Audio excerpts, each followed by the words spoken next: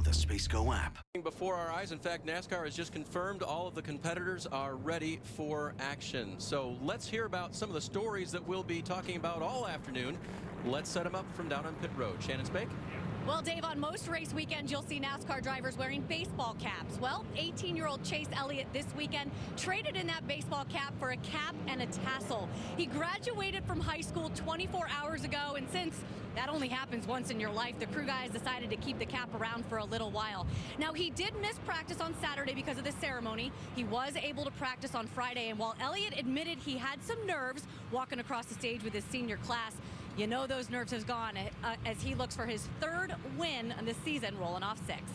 Mike Mazzaro? Shannon, if there's one driver who heads in today with a heightened sense of confidence, it has to be Elliott Sadler. Not only is he fresh off his first win in over a year, he comes to a track where he's been rather successful. In 6 starts here in Iowa, he's never finished worse than 8th. Today, he rolls off in the 8th position, looking to do what he did here back in 2012. Go to victory lane, Jim Noble. Can one race change the entire trajectory of a driver's career? Michael McDowell certainly hopes so. He will pilot the number 20 car for Joe Gibbs Racing today. A very stout ride, as we all know. McDowell, of course, drives for an underfunded team in the Cup Series with virtually no chance of winning. That is not the case here. Michael knows a win could change the perception of him as a driver, perhaps forever. Dave? Thanks, guys. We'll keep an eye on those drivers and everyone else in the field today to see what happens. One guy we want to check in with and see what's going on is our in-race reporter, Trevor Bain. DJ, why don't you see if you can dial him up? Hey, Trevor, Dale Jarrett, ESPN. You have a copy? Yes, sir. I got you. Hey, Trevor, as we went to our mailbag questions, I think overwhelmingly most of them were along the same lines that Roxana in Concord, North Carolina wanted to ask you. And her question is, coming to a track that you've won at before, does it give you confidence as you try to climb higher in the points? It does. We always love coming to Iowa or short tracks in general. I feel like our 6 car has had a lot of success at these places, so we're definitely looking forward to that today. I got my Advocare spark in my system, so hopefully we can get this thing up through the field pretty quick here and make some good ground at a track like Iowa where we do have that success. Hey, Trevor, you've had a lot of time on the racetrack here this weekend, practice on Friday and then again yesterday. But as a driver, when you get a good car, but a racetrack that has a lot of character, so to speak, and can wear the tires very quickly, how much do you have to really work and temper yourself not to run the tires off of it very quickly? Well, this race is going to be all about patience, and that's when you're making passes and when you're trying to drive underneath somebody. You got to be really careful not to use up your rear tires, and I think that's probably what won the race here for us in the spring last year, was just having a really good long-run car and being able to drive off the corner late in the run. So I'm going to be asking Chad for some new tires a few times here today, but I'm hoping I can do the best out of the group to manage those and be able to make some ground at the end. And like you mentioned, we've had a ton of practice time this weekend, but sometimes it seems like that could be too much. I feel like we unloaded really close and kind of dialed ourselves out, and then hopefully we brought ourselves back to where we started to be good here on the long run. All right, Trevor, thanks for talking with us. We'll look forward to talking with you later in the day. Now, Andy's going to talk to your crew chief, Chad Norris. Sounds good. Thanks, guys. Hey, Chad, Andy Petrie up in the booth. You have us? Loud and clear. Yes, sir. We just heard Dale and Trevor talking about managing the tires on the race car, but you've got 4 sets of tires in the pits. How are you going to manage those during this race, and is there any chance that you might even try a 2-tire strategy, and in what situation? Yeah, Andy, I think in the years past, there's been some different strategy played out here. It kind of just depends on how the cautions fly and how your tire wear is on your particular vehicle. So we're just going to get the race started here, and we'll see how it all unfolds. Thanks a lot, Chad. I know you got high expectations for this one. Good luck. Thanks for talking to us. Thanks, guys. That's the 6 car of Trevor Bain and his crew chief, and they qualified in the 16th position. Got some onboard cameras to show you today. They'll be showing you the action all day long from on the track. Ty Dillon carrying the Chevy on board. Trevor Bain, we just talked to, the Advocare onboard camera. Regan Smith, the Victory Motorcycles on board, and Chase Elliott, the grad, with the Napa onboard camera. Elliott Sadler will carry a Toyota camera for you today. Ryan Blaney, the pole sitter, the Ford EcoBoost on board. Dylan Kwasniewski and Sam Hornish Jr. each with a Nationwide Insurance onboard camera. Now, while Blaney and Hornish occupy the front row there, and you see their cars, there were a couple of drivers with great qualifying runs that have dropped to the back because of unapproved adjustments following qualifying. Ryan Reed qualified 15th. He will go to the rear. And the 31, Chase Pistone, a great run in the first round of qualifying. He was 12th, made it to the second round. They had to make some adjustments to that car afterwards, guys, and that kicks him back a lot further than he wanted to be. Yeah, certainly not what he was looking for, but it'll give him experience in passing some cars here today. They're going to get a chance to do that right now as the leaders are coming off of turn 4. The pace car is on pit road, and we are green at Iowa.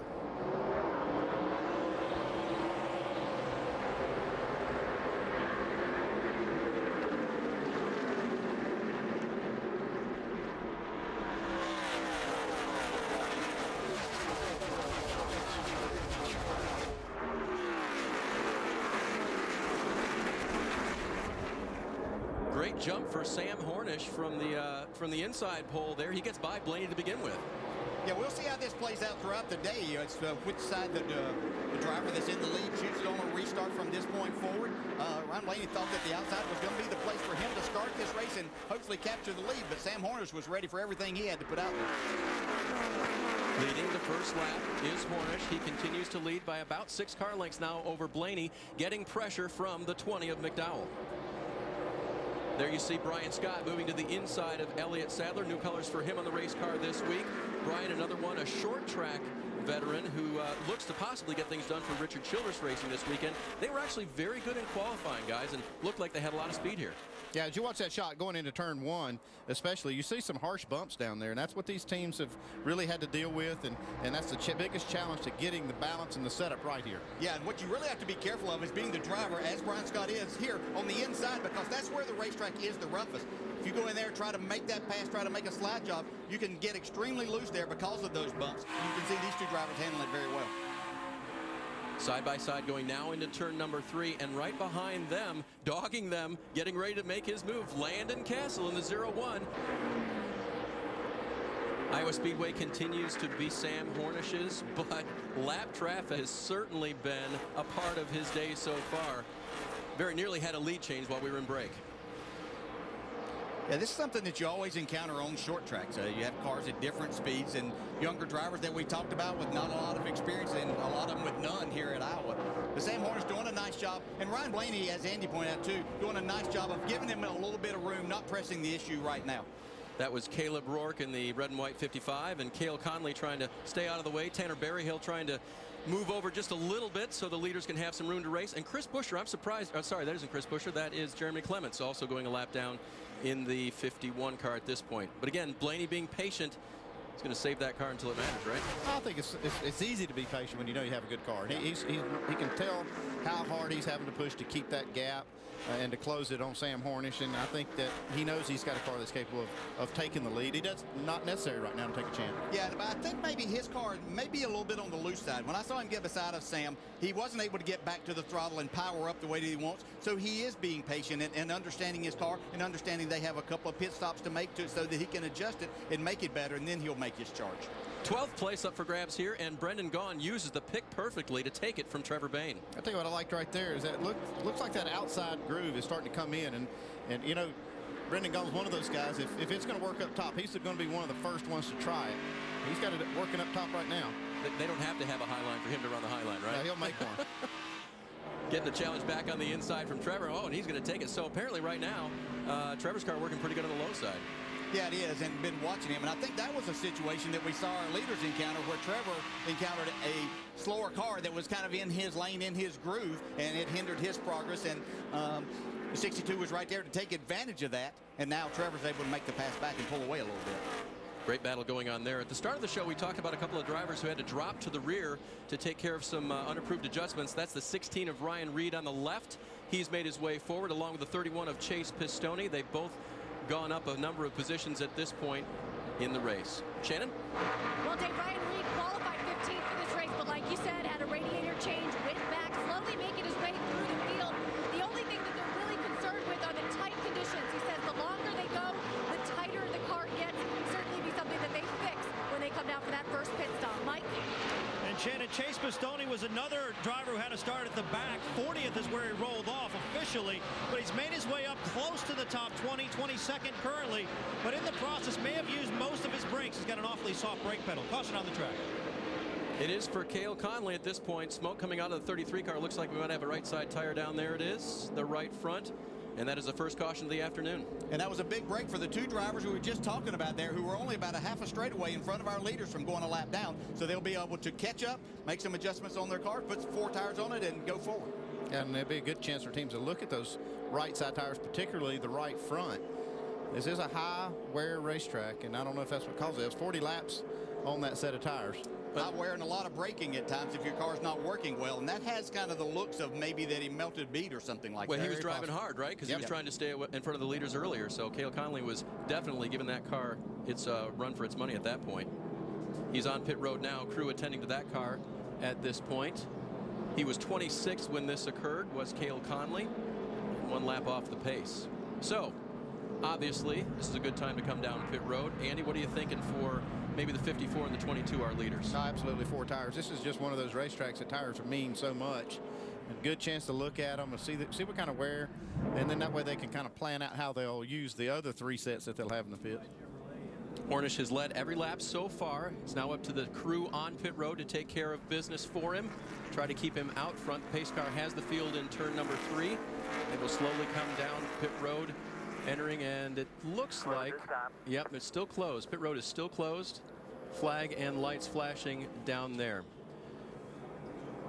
So while we have a minute, let's talk about what we're going to see next week. It's the History 300 at the Charlotte Motor Speedway. Nationwide Series drivers trade paint against the Sprint Cup Series drivers. Yeah, they're going to be back in a 300-mile battle. That's the History 300 Saturday, 2:30 Eastern on ABC. And you can also watch it live on Watch ESPN. That should be a good race. 30 different winners in 64 Charlotte Nationwide Series races.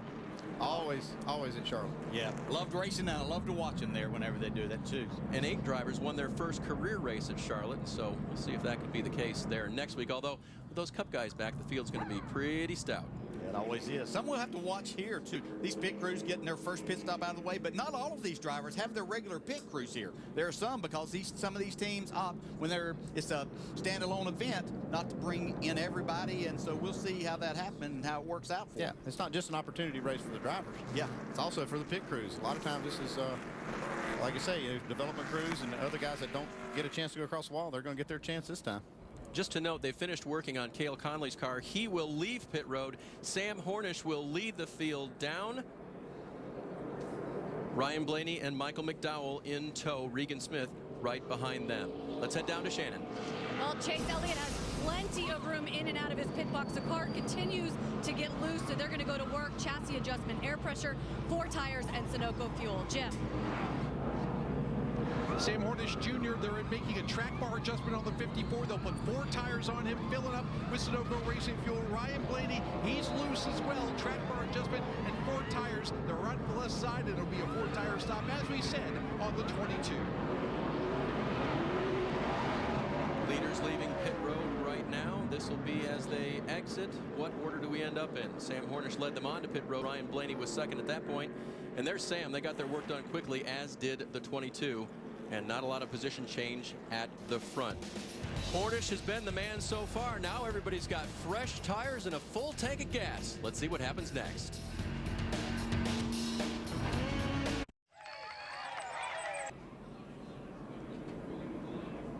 Sam Hornish was first off pit road. The first caution has just been completed. They're coming back to green here at Iowa. Hornish on the gas. It's a tight race for him with Blaney going into 1.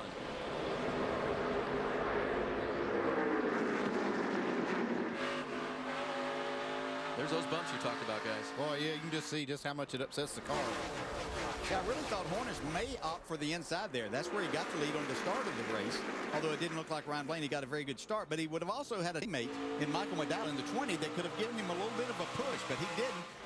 Boy, that'd have been about a tie at the line right there. It looked like Ryan Blaney actually led that lap. Blaney down to the inside. He now gets the advantage over Hornish, but here comes that outside move off of 2. I think Ryan Blaney's trying to make up for a bad initial start of the race where it looks like he apparently missed a gear and gave the lead to Sam Hornish. He's going to try to take advantage of it right now. This is great stuff. This is how the track was designed to race, too wide with somebody waiting behind to see what happens. Yeah, we've seen this here so many times. We've seen Sam Hornish up front a lot with all the races here. Another driver that we've seen up front a lot, when he's gotten the opportunity to drive these Joe Gibbs racing cars, Michael McDowell in that 20. He's led a lot of laps at this track, and he's looking, and you talked about opportunity week. Michael McDowell is one that could get himself into victory lane here and open a lot of eyes. Yeah, the people over there at Joe Gibbs Racing know just how much talent Michael McDowell has. That's why he's in this car. I think they come here with every intention of getting that first win of the season for that 20. Well, Andy, he's raced here since the track opened. In fact, in October of 2006, he was in an ARCA race and finished in the 4th position. So he's had a lot of laps here, and as he backs off a little bit from the battle, trying to figure out where to take his car, he knows how to get around this place. You know, I was talking to Elliott Sadler some yesterday, and he brought up Michael McDowell about what a good teammate he was. He hadn't really worked with him that much, but just how much good information he brings and what a good head he has on his shoulders and understands the cars and really wants to help the team in the few opportunities he gets to be there. Yeah, I know you've probably spent some time with Michael McDowell. You know what? Just what a neat person he is. I think he's just really enjoyable to be around, and he is very knowledgeable. Battle up front is still tight. What did Ryan show Sam there in those opening laps when he dove down and tried to take that lead, or got a lead, actually, led 2 laps? Well, I think early on, when the tires are really, really good, you have, even though the air pressures are low, you can make that bottom work, and you might get out front. So it's going to depend. Late caution, green, white checker, something like that. It's going to give you kind of pause there, which lane you might take. Yeah, one thing I'm watching right now is Sam Hornish was able to pull away a pretty good lead in the beginning part of the race, and then as the run went on, Ryan Blaney was able to close that gap. I don't see that gap growing like it did that first run. I think Ryan Blaney has to feel pretty encouraged that he's as close as he is this early in this particular run. So Ryan Blaney now at this point, checking scoring right now. Blaney was not actually the leader at the line. Had something that we need to check on there, but it was close. And I guess he just showed him he's ready to lead when Sam's ready to give it up, but we don't see that happening either. Sam Hornish, the leader of all 53 laps here so far today, after qualifying second. We had qualifying here yesterday, the new format, 2 rounds on a 7/8 mile track. The fastest 12 were able to advance and then had 10 minutes to see what they could do, and Blaney was the best of those. Sam Hornish was a very close second.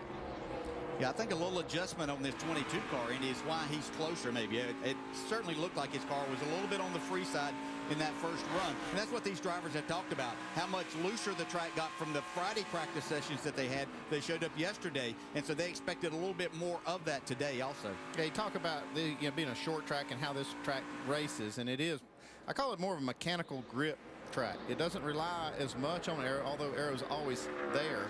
It's not quite as critical a component, and so I think that's one reason you see some cars are good in short runs. Some start to come into life after they put laps on the tires, and I think you're going to see a little bit of that here between the 22 and 54. I think Sam Hornish has a good short run car, obviously, but I think Ryan Blaney might prevail if they can go a full run on a set of tires. I've had word from downstairs, by the way, that the 33 of Cale Conley, they actually broke a sway bar arm, and that had to do with the tire going down. That'll do it. Yep, every time. Yep, that wasn't a tire problem. And we talked about with crew chiefs working with different drivers. Well, the man that sits atop that 22 pit box, Jeremy Bullins, probably works with and has been as successful with different drivers as anyone here, and talked with him a little bit about Ryan Blaney yesterday. He really enjoys working with him, and he says what he takes is maybe just a little bit tighter car than what his cup drivers do, but not much. But he's really impressed with the way that he handles the race car. That's some good action right here. Dylan Kwasniewski at 42 trying to take advantage of Ty Dillon, who gave up a spot to Elliott Sadler. Ty is actually running further forward than he had qualified, but right now it doesn't look like he has a car to hold these guys back. Yeah, those RCR guys had some great pit stops there. 4 tire stops under 13 seconds for the 3, and as well as the 2 of Brian Scott. Both of those cars were under 13 seconds. That's how they gained a couple spots. You're on board with Kwasniewski, and as we continue, let's go downstairs to Mike Massaro. And Dave, as you might imagine, both these teams came into today with high hopes. As for the 3 car, I talked with his crew chief, Danny Stockman. He said they've got the same car they brought here the last 3 visits. In those last 3 visits, with Austin Dillon behind the wheel, they led a combined, well, just a little bit over 300 laps. So they're expecting big things out of the 3. As for the 42 of Dylan Kwasniewski, well, he said he's coming into this a little bit conservative. He's had a bad start to his rookie season, crashed the last 2 races. His goal today to bring that car home without a scratch. So far, he's doing a very good job. As for his crew chief, Scott Ziminelli, told me before the race this kid takes instruction really well, and they've been giving plenty of it to him throughout the course of this race. We talk about young drivers being a sponge to absorb it, and apparently that's Dylan's case as well. With the veteran crew chief, that works out very well. So back up front, I tell you what, Ryan Blaney has thrown a line out. He is not letting Sam Hornish get away at this point. Those two have pulled out from the rest of the field for the class right now. We'll see if Blaney can continue to hound Sam Hornish, work his way back to the lead here at Iowa.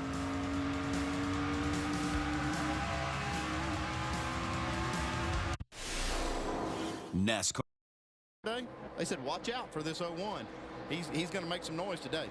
He's a very talented driver that has had some different situations that he's been put in as a driver. But one thing that we've always seen everywhere that he's been, he's gotten speed out of the race car. If he can finish some of these races off, he's going to have some people opening some eyes and looking and possibly giving some other opportunities. You see taking a spot away from Elliott Sadler right now, trying to.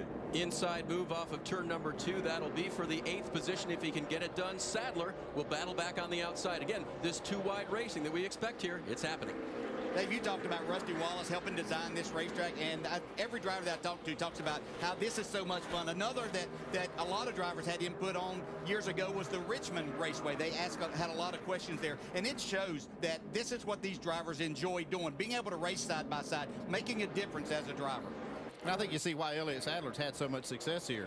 He's been forced up into that outside groove, and most of the guys are trying to run right around the bottom, but he's making it work.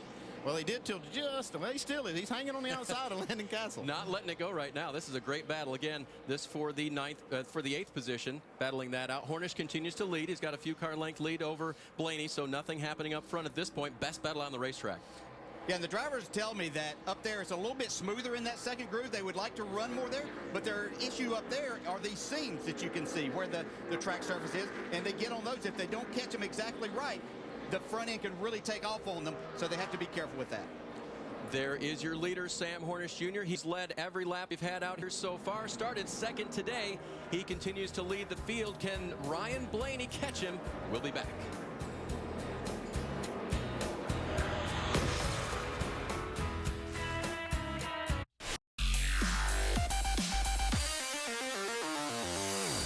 Turns next Sunday, May 25th. It's the 200 lap, 500-mile adrenaline rush we know as the Indianapolis 500. Next Sunday, May 25th, 11 Eastern on ABC. Sam Hornish continues to lead here at the Iowa Speedway. He is the only leader so far in the race. Ryan Blaney continues to try to run him down. 3rd place to McDowell, 4th to Smith right now, and 5th place is Chase Elliott, as you see the battle right now for 6th between Brian Scott and Dylan Kwasniewski.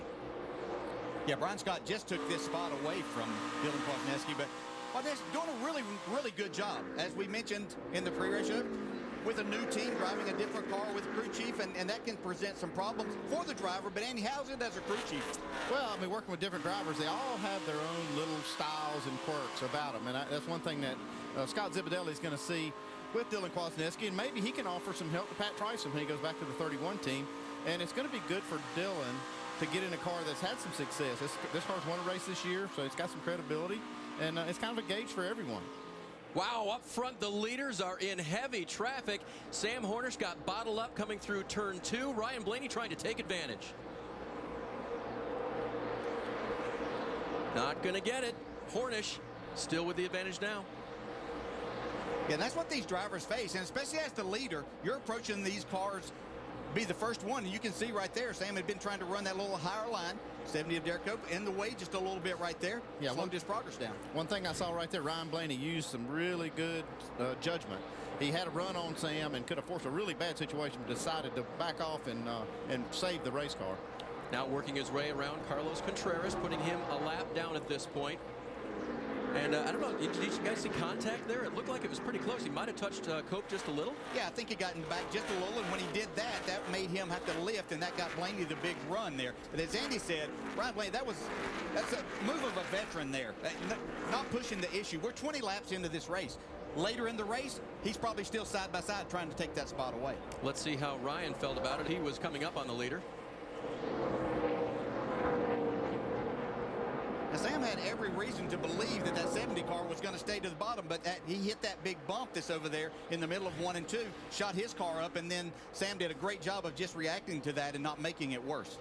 You like to have an aggressive driver, and Ryan Blaney is that kind of aggressive driver, but he uses good judgment. I mean, that right there really showed me something, that because at push a bad position this point of the race, not really worth it, and he made a really good call there. Got to do it at the right time, working their way around the 93 of Carl Long. Lead continues to be Hornish's. Slight, if any, damage on the front of that 54 car. 22 trying to run him down.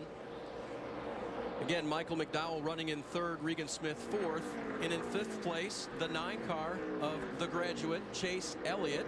And again, guys, this had to work out well for him. His graduation ceremonies were yesterday, and if he had not made it back for qualifying, he would have had to start in the rear of the field. So the good weather, a bonus for Chase this weekend. Yeah, it certainly helped him in that respect, but I talked to a lot of drivers, and the racetrack changed dramatically from Friday to Saturday. And it was a lot hotter. They had an overcast, cool day on Friday. Track had a lot of grip, but when they showed up on Saturday, they thought that they'd either gotten in the wrong race car or gone to a different racetrack. And so Chase didn't have the benefit of having that, but he does have a good team and organization that helped him and helped them figure out what they needed to do for this car. You can see he's performing very well early on. And to what DJ said, he was here on Friday, ran a lot of laps before he had to head back to get that tassel. Shannon Spake? Well, Dave and Chase Elliott, they were fast on Friday, top of the speed charts. One of the things that they did battle was loose conditions, and that is what they are experiencing right now. He's already radioed into his team. You see his crew chief, Greg Ives, on the right side. They told Elliott to mess with the fans, to try to adjust the fans so that they could get him through this run before they can come down for that first pit stop to make some changes. Thanks, Shannon. Taking it 3 wide there through Tommy Joe Martins and the 93 of Carl Long. Well, Chase Elliott continues to motor on. Sam Hornish Jr. has led every lap so far. There have been 26 of them. He's going to try to keep everyone behind him, including that 22.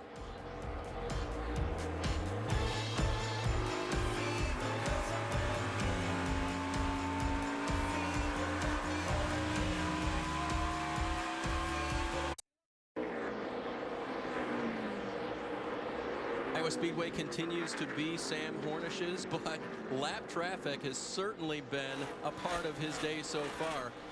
Very nearly had a lead change while we were in break. Yeah, this is something that you always encounter on short tracks. You have cars at different speeds, and younger drivers that we talked about with not a lot of experience, and a lot of them with none here at Iowa. But Sam Hornish doing a nice job, and Ryan Blaney, as Andy pointed out too, doing a nice job of giving him a little bit of room, not pressing the issue right now. That was Caleb Rourke in the red and white 55, and Cale Conley trying to stay out of the way. Tanner Berryhill trying to move over just a little bit so the leaders can have some room to race. And Chris Buescher, I'm surprised. Sorry, that isn't Chris Buescher. That is Jeremy Clements, also going a lap down in the 51 car at this point. But again, Blaney being patient is going to save that car until it matters, right? I think it's easy to be patient when you know you have a good car. He can tell how hard he's having to push to keep that gap and to close it on Sam Hornish, and I think that he knows he's got a car that's capable of taking the lead. He does not necessary right now to take a chance. Yeah, but I think maybe his car may be a little bit on the loose side. When I saw him get beside of Sam, he wasn't able to get back to the throttle and power up the way that he wants. So he is being patient and understanding his car and understanding they have a couple of pit stops to make to it so that he can adjust it and make it better, and then he'll make his charge. 12th place up for grabs here, and Brendan Gaughan uses the pick perfectly to take it from Trevor Bayne. I tell you what I liked right there is that looks like that outside groove is starting to come in, and you know, Brendan Gaughan's one of those guys. If it's going to work up top, he's going to be one of the first ones to try it. He's got it working up top right now. They don't have to have a high line for him to run the high line, right? Yeah, he'll make one. Getting the challenge back on the inside from Trevor. Oh, and he's going to take it. So apparently right now, Trevor's car working pretty good on the low side. Yeah, it is, and been watching him. And I think that was a situation that we saw our leaders encounter where Trevor encountered a slower car that was kind of in his lane, in his groove, and it hindered his progress. And the 62 was right there to take advantage of that. And now Trevor's able to make the pass back and pull away a little bit. Great battle going on there. At the start of the show, we talked about a couple of drivers who had to drop to the rear to take care of some unapproved adjustments. That's the 16 of Ryan Reed on the left. He's made his way forward along with the 31 of Chase Pistone. They've both gone up a number of positions at this point in the race. Shannon? Well, Dave, Ryan Reed qualified 15th for this race, but like you said, had a radiator change, went back, slowly making his way through the field. The only thing that they're really concerned with are the tight conditions. He says the longer they go, the tighter the car gets. It can certainly be something that they fix when they come down for that first pit stop. Mike? Chase Bastoni was another driver who had to start at the back. 40th is where he rolled off officially, but he's made his way up close to the top 20, 22nd currently, but in the process may have used most of his brakes. He's got an awfully soft brake pedal. Caution on the track. It is for Cale Conley at this point. Smoke coming out of the 33 car. Looks like we might have a right side tire down there. It is the right front. And that is the first caution of the afternoon. And that was a big break for the two drivers who we were just talking about there, who were only about a half a straightaway in front of our leaders from going a lap down. So they'll be able to catch up, make some adjustments on their car, put 4 tires on it, and go forward. And there'll be a good chance for teams to look at those right side tires, particularly the right front. This is a high wear racetrack, and I don't know if that's what causes it. It's 40 laps on that set of tires. High wear and a lot of braking at times if your car's not working well, and that has kind of the looks of maybe that he melted a bead or something like that. Well, he was driving hard, right? Because he was trying to stay in front of the leaders earlier. So Cale Conley was definitely giving that car its run for its money at that point. He's on pit road now, crew attending to that car at this point. He was 26th when this occurred, was Cale Conley, 1 lap off the pace.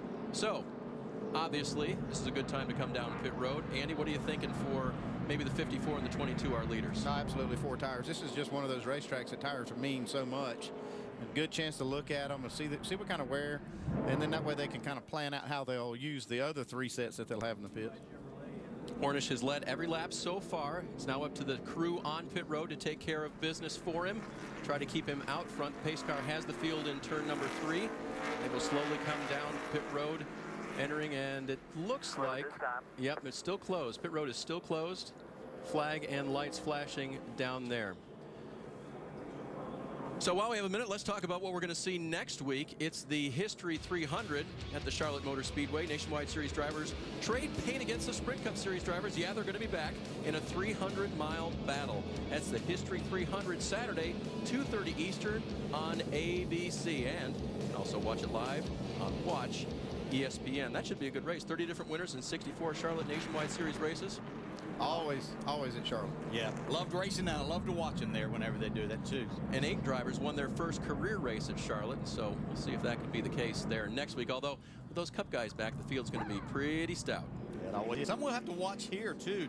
These pit crews getting their first pit stop out of the way, but not all of these drivers have their regular pit crews here. There are some, because some of these teams opt when it's a standalone event not to bring in everybody, and so we'll see how that happens and how it works out for them. It's not just an opportunity race for the drivers. Yeah, it's also for the pit crews. A lot of times this is like I say, development crews and other guys that don't get a chance to go across the wall, they're going to get their chance this time. Just to note, they finished working on Cale Conley's car. He will leave pit road. Sam Hornish will lead the field down. Ryan Blaney and Michael McDowell in tow. Regan Smith right behind them. Let's head down to Shannon. Well, Chase Elliott has plenty of room in and out of his pit box. The car continues to get loose, so they're going to go to work. Chassis adjustment, air pressure, 4 tires, and Sunoco fuel. Jim.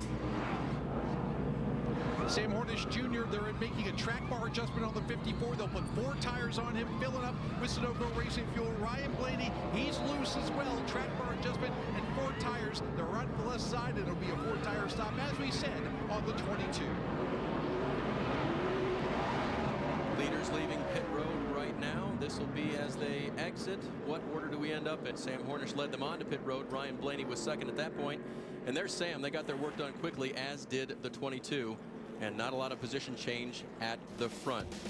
Hornish has been the man so far. Now everybody's got fresh tires and a full tank of gas. Let's see what happens next.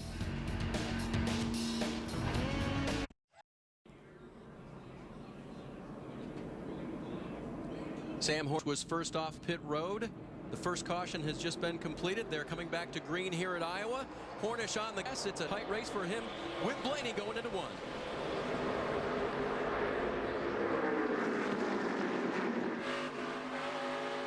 There's those bumps you talked about, guys. Boy, yeah, you can just see just how much it upsets the car. Yeah, I really thought Hornish may opt for the inside there. That's where he got the lead on the start of the race, although it didn't look like Ryan Blaney got a good start. But he would have also had a teammate in Michael McDowell in the 20 that could have given him a little bit of a push, but he didn't. Boy, that would have been about a tie at the line right there. It looked like Ryan Blaney actually led that lap. Blaney down to the inside. He now gets the advantage over Hornish, but here comes that outside move off of 2. I think Ryan Blaney's trying to make up for a bad initial start of the race where it looks like he apparently missed a gear and gave the lead to Sam Hornish. He's going to try to take advantage of it right now. This is great stuff. This is how the track was designed to race, too wide with somebody waiting behind to see what happens. Yeah, we've seen this here so many times. We've seen Sam Hornish up front a lot with all the races here. Another driver that we've seen up front a lot when he's gotten the opportunity to drive these Joe Gibbs Racing cars, Michael McDowell in that 20. He's led a lot of laps at this track, and he's looking, and you talked about opportunity week. Michael McDowell is one that could get himself into victory lane here and open a lot of eyes. Yeah, the people over there at Joe Gibbs Racing know just how much talent Michael McDowell has. That's why he's in this car. I think they come here with every intention of getting that first win of the season for that 20. Well, Andy, he's raced here since the track opened. In fact, in October of 2006, he was in an ARCA race and finished in the 4th position. So he's had a lot of laps here, and as he backs off a little bit from the battle, trying to figure out where to take his car, he knows how to get around this place. You know, I was talking to Elliott Sadler some yesterday, and he brought up Michael McDowell about what a good teammate he was. He hadn't really worked with him that much, but just how much good information he brings and what a good head he has on his shoulders and understands the cars and really wants to help the team in the few opportunities he gets to be there. Yeah, I know you've probably spent some time with Michael McDowell. You know what? Just what a neat person he is. I think he's just really enjoyable to be around, and he is very knowledgeable. Battle up front is still tight. What did Ryan show Sam there in those opening laps when he dove down and tried to take that lead, or got a lead actually, get 2 laps? Well, I think early on when the tires are really, really good, you have, even though the air pressures are low, you can make that bottom work and you might get out front. So it's going to depend. Late caution, green, white check or something like that, it's going to give you kind of pause there as to which lane you might take. Yeah, one thing I'm watching right now is Sam Hornish was able to pull away a pretty good lead in the beginning part of the race, and then as the run went on, Ryan Blaney was able to close that gap. I don't see that gap growing like it did that first run. I think Ryan Blaney has to feel pretty encouraged that he's as close as he is this early in this particular run. So Ryan Blaney now at this point, checking scoring right now. Blaney was not actually the leader at the line, had something that we need to check on there, but it was close, and I guess he just showed him he's ready to lead when Sam's ready to give it up, but we don't see that happening either. Sam Hornish, the leader of all 53 laps here so far today, after qualifying second. We had qualifying here yesterday, the new format, 2 rounds on a 7/8 mile track. The fastest 12 were able to advance and then had 10 minutes to see what they could do, and Blaney was the best of those. Sam Hornish was a very close second. Yeah, I think a little adjustment on this 22 car, Andy, is why he's closer maybe. It certainly looked like his car was a little bit on the free side in that first run. And that's what these drivers have talked about, how much looser the track got from the Friday practice sessions that they had. They showed up yesterday, and so they expected a little bit more of that today also. Yeah, you talk about being a short track and how this track races, and it is, I call it more of a mechanical grip track. It doesn't rely as much on aero, although aero's always there. It's not quite as critical a component, and so I think that's one reason you see some cars are good in short runs. Some start to come into life after they put laps on the tires, and I think you're going to see a little bit of that here between the 22 and 54. I think Sam Hornish has a good short run car, obviously, but I think Ryan Blaney might prevail if they can go a full run on a set of tires. I've had word from downstairs, by the way, that the 33 of Cale Conley, they actually broke a sway bar arm, and that had to do with the tire going down. That'll do it. Yep, every time. Yeah, that wasn't a tire problem. And we talked about with crew chiefs working with different drivers. Well, the man that sits atop that 22 pit box, Jeremy Bullins, probably works with and has been as successful with different drivers as anyone here, and talked with him a little bit about Ryan Blaney yesterday. He really enjoys working with him, and he says what he takes is maybe just a little bit tighter car than what his cup drivers do, but not much. But he's really impressed with the way that he handles the race car. That's some good action right here. Dylan Kwasniewski at 42 trying to take advantage of Ty Dillon, who gave up a spot to Elliott Sadler.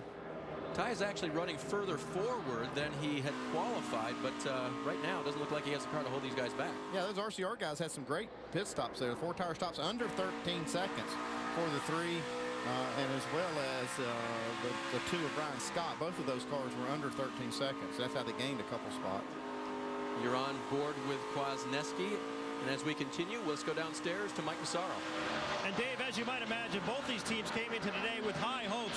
As for the 3 car, I talked with his crew chief, Danny Stockman. He said they've got the same car they brought here the last 3 visits. In those last 3 visits, with Austin Dillon behind the wheel, they led a combined, well, just a little bit over 300 laps. So they're expecting big things out of 3. As for the 42 of Dylan Kwasniewski, well, he said he's coming into this a little bit conservative. He's had a bad start to his rookie season, crashed the last 2 races. His goal today to bring that car home without a scratch. So far, he's doing doing a very good job. As for his crew chief, Scott Ziminelli, he told me before the race, this kid takes instruction really well, and they've been giving plenty of it to him throughout the course of this race.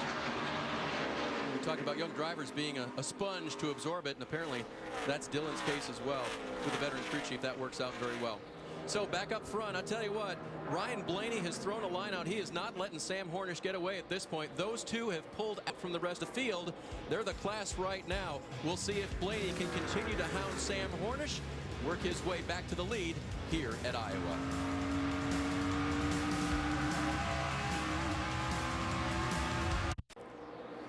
Still watching that entertaining battle up front between the 54 of Sam Hornish Jr. and the 22 of Ryan Blaney, back in traffic, and as they work low around Cale Conley, there goes Blaney sliding to the lowest side. Yeah, he might be losing some of his patience in this deal. Sam Hornish is doing a good job making that 54 car really, really wide. Blaney's tried the inside, as we've seen. He's tried a little bit on the higher side. And here's what Ryan Blaney thought of that. The blocking son of a bitch, I'll get past. Sam is in the lead. Yeah, he can get frustrated. You know, the leader does have the prerogative of choosing his line, but also, if you've got a guy that's been kind of gnawing on that rear bumper for a few laps and you block him enough times, a little bit sideways there for Blaney. If you block him one too many times, he's liable to do something you don't like. Well, you just have to know as a driver and as the leader of the race that you do have that prerogative to block, but he also has the prerogative to use his bumper if he gets a little bit tired of that. I haven't seen anything that really would create an issue from our standpoint, but it always looks different whenever you're the driver that's trying to make that pass. And on the left, you see their workspace there. Sam Hornish all up on the steering wheel. They're both getting it done, but two different styles.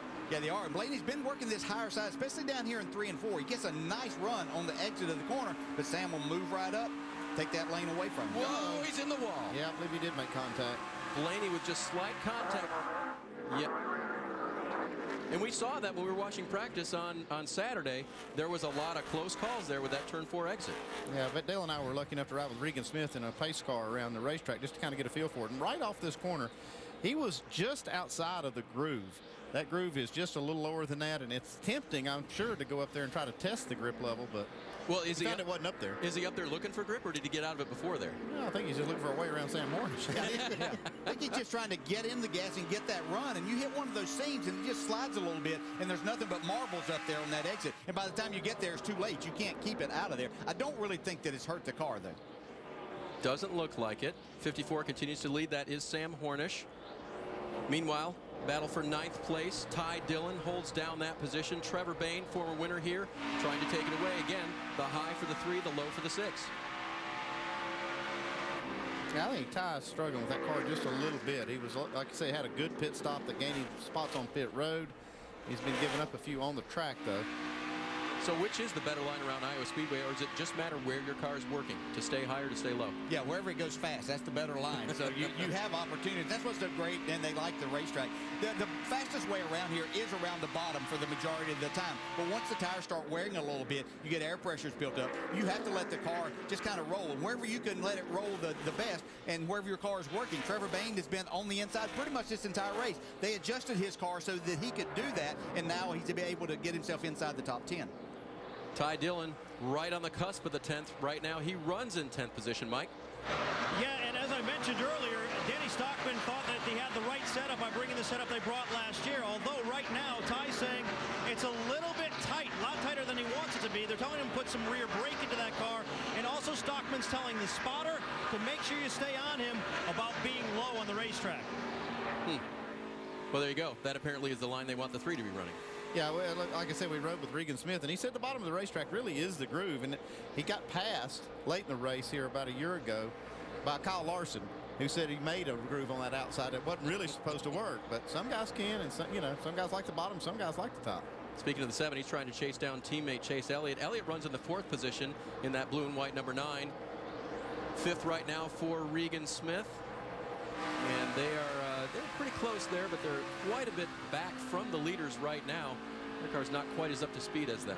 Yeah, Chase Elliott lost one spot, and that was to the 2 car on those pit stops. And so he's actually made a little bit gain forward. And it looks like his car is really, really good on the long run. And a little bit it goes to the way that he drives this race car, arcing it in the corner a lot. really being easy on the tires, and they said his car was a little bit loose in that first run. That's not surprising since he didn't get on the racetrack yesterday other than qualifying. So they'll get this thing going forward, and it really looks strong.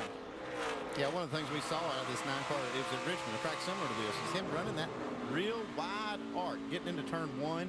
I think you're right. That style pays off. It's really hard, though, to get a car to do that and be tight enough to get in the corner to make that wide arc. Very reminiscent of his dad, who has taught this young man well. You can see him taking it just over $150 down into the corners. Chase Elliott currently running in the 4th position. 2-time winner on the series this year. And as these guys said, trying to get the car to where he needs it for a race win here today. It's the Iowa Speedway. Sam Hornish Jr. leads. Elliott and the rest chasing him down.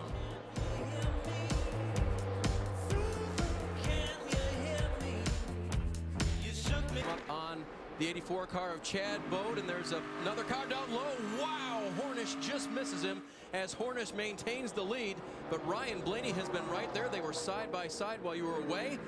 Still Hornish with the lead. I've been impressed with Sam Hornish, able to take the pressure that Ryan Blaney has been putting on him.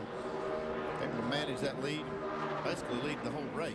Dale, did you ever have a day when you were just trying to get around a guy and he wouldn't let you? Yeah, he wouldn't move out of the way. I don't understand what these guys, they want to lead all the laps and things. No, when you have a good car, Sam Hornish is doing a great job. And what we've seen over the years, he's been able to do this. See, here comes Chase Elliott now, taking that 3rd spot away from Michael McDowell on his way towards the front. So those two up front may have a visitor before this day's over for sure. Yeah, I talked to some guys in the garage yesterday, and they were talking about this 9 and how good he had been in all the practice. You know, the next 2 you got to pass. And even though he wasn't here yesterday, he didn't get to, and the track did change. They said that's the one thing that they think that could be that the 9 car could be one adjustment behind because they weren't keeping up the racetrack. But like you said earlier, Dale, they've got a great race team with Junior Motorsports, and I'm sure they got some good information, and they've made a good adjustment on that first pit stop. All the leaders were on pit road on lap 43. They had a chance to adjust on that car. That's been the only caution so far in the race. The 7 of Regan Smith trying to hold off the 2 of Brian Scott, as again the leaders are in traffic. Dakota Armstrong getting the push from Sam Hornish, but Ryan Blaney's going to get the lead. He finally gets that pass completed. Let's see if he can drive away. I tell you what, that's where being patient has paid off. You know, I know that you got a little agitated. We heard on the radio one time, but he kept battling, waiting for that one opportunity, and then was able to take advantage of it right here, as we'll see. Yeah, lap traffic has figured in every time that they've been close to swapping this lead. This time, yeah, Dakota Armstrong just holds Sam Hornish up enough and allows Ryan Blaney to get the advantage. And so, of course, Dakota's supposed to hold his line, which he did, but that didn't work out so well for Sam Hornish at that point. Blaney now stretching that lead out just a little bit as he catches up to Jeffrey Earnhardt there to put him a lap down. And you mentioned earlier just how patient Ryan had been, saving his car early, not pushing the issue. There he took his opportunity. Yeah, we'll have to see how he handles this situation of being in front, because he's going to encounter a lot of traffic too. And when you're the leader, and especially when you're catching drivers that are not a lap down yet, they're going to fight hard to stay on that lead lap. And so we'll see how young Ryan Blaney handles that situation. Will Sam be able to come back at him? But I think this 22 is the better car right now. We talked about in Countdown how 20 drivers are making their Nationwide Series debut here at the Iowa Speedway, and out of them, only 5 had Truck Series experience here. So a lot of them just raw when it comes to running this place, including that guy who's racing the 5 car today. Austin Terrio, currently 13th at this point, has done a good job so far. Shannon, what are they telling you from pit road? Well, this is his first of 3 races with Junior Motorsports, and Dave, the team described the weekend as rough, said they just couldn't find any speed with the car. So they changed Austin's line. They had him take different lines, run the bottom, and they did find speed. Tightness was what he started with at the beginning of the race. They made a track bar adjustment, and right now just a little bit free. So, but he is moving up as he started outside the top 15 and currently 13th. Let's follow up on Brendan Gaughan too, Dave. We saw him have some issues on pit road. Came down 1 lap before pit road was open. Immediately after that, his team came over, told me that he was having some radio issues with his spotter. There was some static between he and his spotter, so that certainly could have affected that, but he is slowly climbing his way back in as he restarted 22nd, and you see him right now running 14th. Yeah, one thing that the static didn't affect was that big red light that was on the pit road. I think Brendan Gaughan should have been paying attention, a little bit more attention right there. Well, Lost a lot of spot. That's a shame because that car has been very fast this week. It was very fast in qualifying and had a chance to adjust on it there, but not when you put yourself in that position. Back to these guys. Regan Smith, Brian Scott have been duking it out pretty much the whole race from that position. Smith right now in 7th. Scott chasing him, in 5th. Scott chasing him down from 6th. I've been watching these two guys at lap times too, and they've been as fast, sometimes the fastest cars on the track, especially when the leaders are in traffic. And there's a couple cars right behind them that have started to catch them. Elliott Sadler is there, and Dylan Kwasniewski is right there too, doing a great job in that 42 car. So these 4 cars that we could pan back, you see Sadler come in there and the 42 right behind him. So all of them very fast with lap times right now. So your championship leaders are in the top 7 right now. Chase came into the day, Chase Elliott that is, with the championship lead, but only 3 points separated him from 2nd place Elliott Sadler and 3rd place his teammate Regan Smith, as now Brian Scott sees the inside opportunity. Yeah, what he's going to see is a lot of cars, a little slower cars in front of him. So is he going to get the opportunity to make this work? Wow. Caleb Rourke slides to the inside in that 55 car, and they're going to stay too wide. This is just such a tough pass to make. Your tires have some laps on, the air pressures are built up, make it tough. Look on the right side of your screen. Here comes Chase Elliott for that 2nd spot. Looks like the cream is rising back to the top. Chase Elliott, as we heard earlier, graduated from high school yesterday, made the trip back out here in time for qualifying, was able to qualify the 9 car in the 6th position. As you guys have mentioned, a long run car and a chance to make an adjustment already, giving him a good shot as we see this great battle continuing between Smith and Scott. Yeah, just getting the forward bite that you need in this type situation on the bottom where it's a little bit rough. You're trying to power up.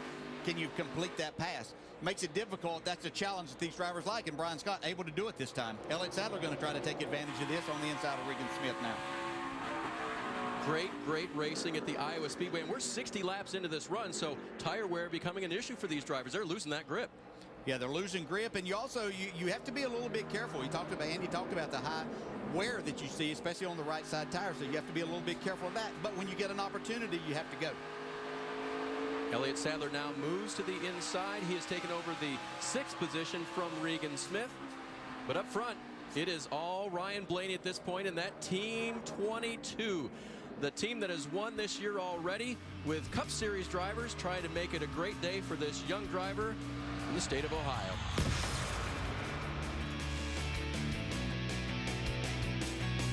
Day, and here is the reason why. One of the banners coming off, and when you sign up and say anything it takes as a NASCAR official, I guess that's part of it, right? Yes, sir. They've gotten that taken care of, and now the field is coming down looking at an open pit road. Crews are getting pumped up to see their drivers on pit road again. Last time the leaders all took 4. This is their 2nd time down pit road. Blaney with the lead as they come down. Chase Elliott recently taking over 2nd from Sam Hornish. Let's go down to Shannon. Well, Dave, a 20 and an 18-year-old leave the field down pit road. You see Chase Elliott, your left-hand side in the number 9 car, started off snug. He said it did get a little free, but they're only going to go air pressure, 4 tires, and Sunoco. Jim. Sam Hornish Jr. complained of getting really tight during that last run. He was hitting the splitter on the racetrack. They will give Sam 4 tires, make a chassis adjustment, and give him a full load of Sunoco racing fuel. Michael McDowell, he was tight also. Not too bad. 4 tires for McDowell, who's pretty happy with his race car. And Ryan Blaney, very fast stop. 4 tires for Blaney. He got a track bar adjustment. And he will hold the lead as they exit pit road. You saw in the upper left there, slow pit stop for the 9 car of Chase Elliott. That'll cost him 3 spots when we come back to Iowa.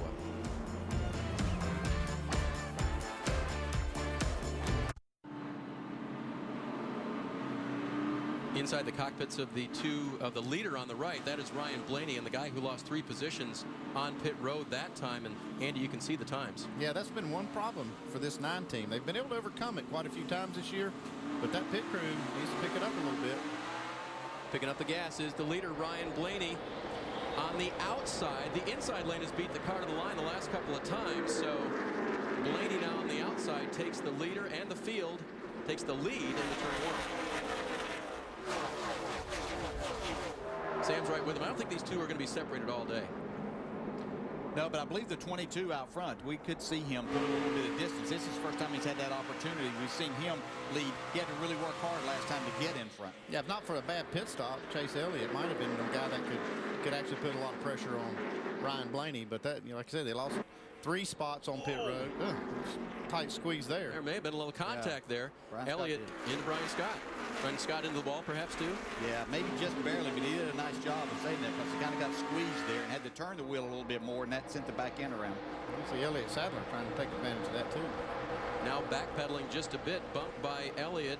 Now maneuvered through by Regan Smith, and Trevor Bayne waiting in the wings. Yeah, Sadler showing some speed that we really haven't seen from this 11 car yet today. He's been very solid and been really good on the long runs, but some adjustments maybe to get them a little bit more speed. Great battle here between Ty Dillon and James Buescher. We haven't called Buescher's name today.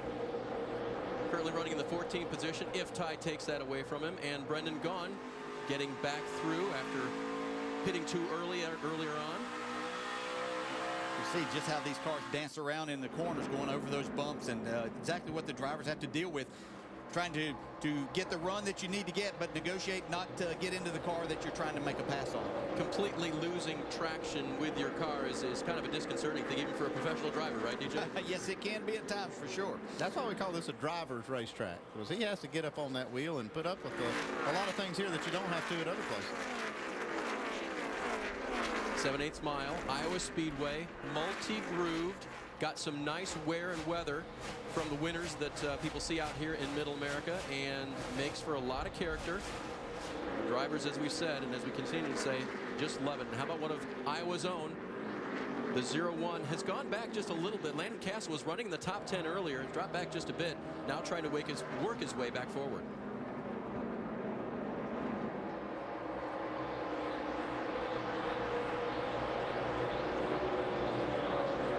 Yeah, still doing a solid job here for Johnny Davis and this race team, and taking care of the car, the equipment. This isn't a team that has all the money to spend on a lot of different things and don't have that many cars, but he does a good job of taking care of it, and that allows them to get to the next week and look forward. They do a really good job with the race car, and Landon's a big part of that. But one of their problems has also been their pit crew. They had a 17-second plus pit stop that just won't cut it when you're trying to outrun some of the best in this series.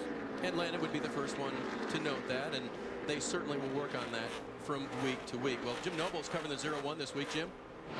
Dave, interesting situation surrounding this team. Just minutes ago, Landon Castle's pit crew went down to Goodyear and bought their final set of tires. They had not bought their entire allotment, but used up tires faster than they thought they were going to do on Friday's test. And now that Landon's running fairly well, they went ahead and decided to go for it. So Landon Castle now has his full allotment of Goodyear racing tires. Well, that kind of highlights what we're talking about. This team just can't afford to go out there and buy all these tires every week. They have to budget very, very tightly the money they have to spend. And Johnny Davis, I know him well. He's the owner of this team, and he's a really smart businessman, but he only has limited resources, and he uses them to the best of his ability. That was a pretty smart move, but at least he has them now.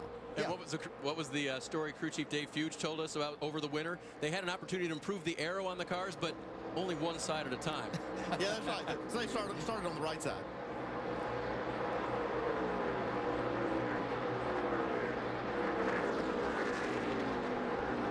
Great battle here between the Joe Gibbs Racing duo of Michael McDowell in the 20, Elliott Sadler in the 11. McDowell still in third, has had a great day so far, just hasn't found the point yet. Yeah, Elliott Sadler's had the second fastest lap times on the board for the last 4 or 5 laps. Starting to reel in Michael McDowell. Yeah, all three of these JGR cars are running second, third, and fourth right now. And they've made some really good gains with Elliott, because I watched him early on in the race, and after talking with him yesterday, he knew that there was some improvement. They were going to have to make some adjustments, and he anticipated, from what he knows about this racetrack in the past, that this racetrack was going to get freer as this race went on. Looks like they've made some pretty good adjustments for him so far, Mike. Yeah, they did. In the last 2 stops, DJ, they've made track bar adjustments and air pressure adjustments, and it certainly has helped the race car. You know, you talk about what he knows about this racetrack. I had that conversation with his crew chief, Chris Gale, this morning, and he said there's a little bit something different about the way he enters the corners. He arcs it a little bit different so that when he goes over the bumps, he's hitting them straight on. Not a lot of wheel in the car when he hits the bumps, which he can't say for a lot of other drivers. What do you think of that? Do you think that really helps him here? Oh, there's no doubt. If you can do that, if you can get your car set up, what you fight at this racetrack, most drivers, is a loose end situation. You're trying to get all that you can. So Elliott is one of those that's really good with the throttle. He backs out, but he makes that wide arc. He doesn't turn the wheel abruptly to get him down in. So he's actually taking care of the car, the front tires in particular. That's why his car is so good on longer runs. If they find speed for him to make it good on the shorter run, then this 11 car will be someone that they may have to watch out for when it comes time to win this race. The Nationwide Series was off last weekend, but Elliott Sadler's looking for 2 in a row. He won at Talladega, and he's chasing down the leaders from 4th place right now.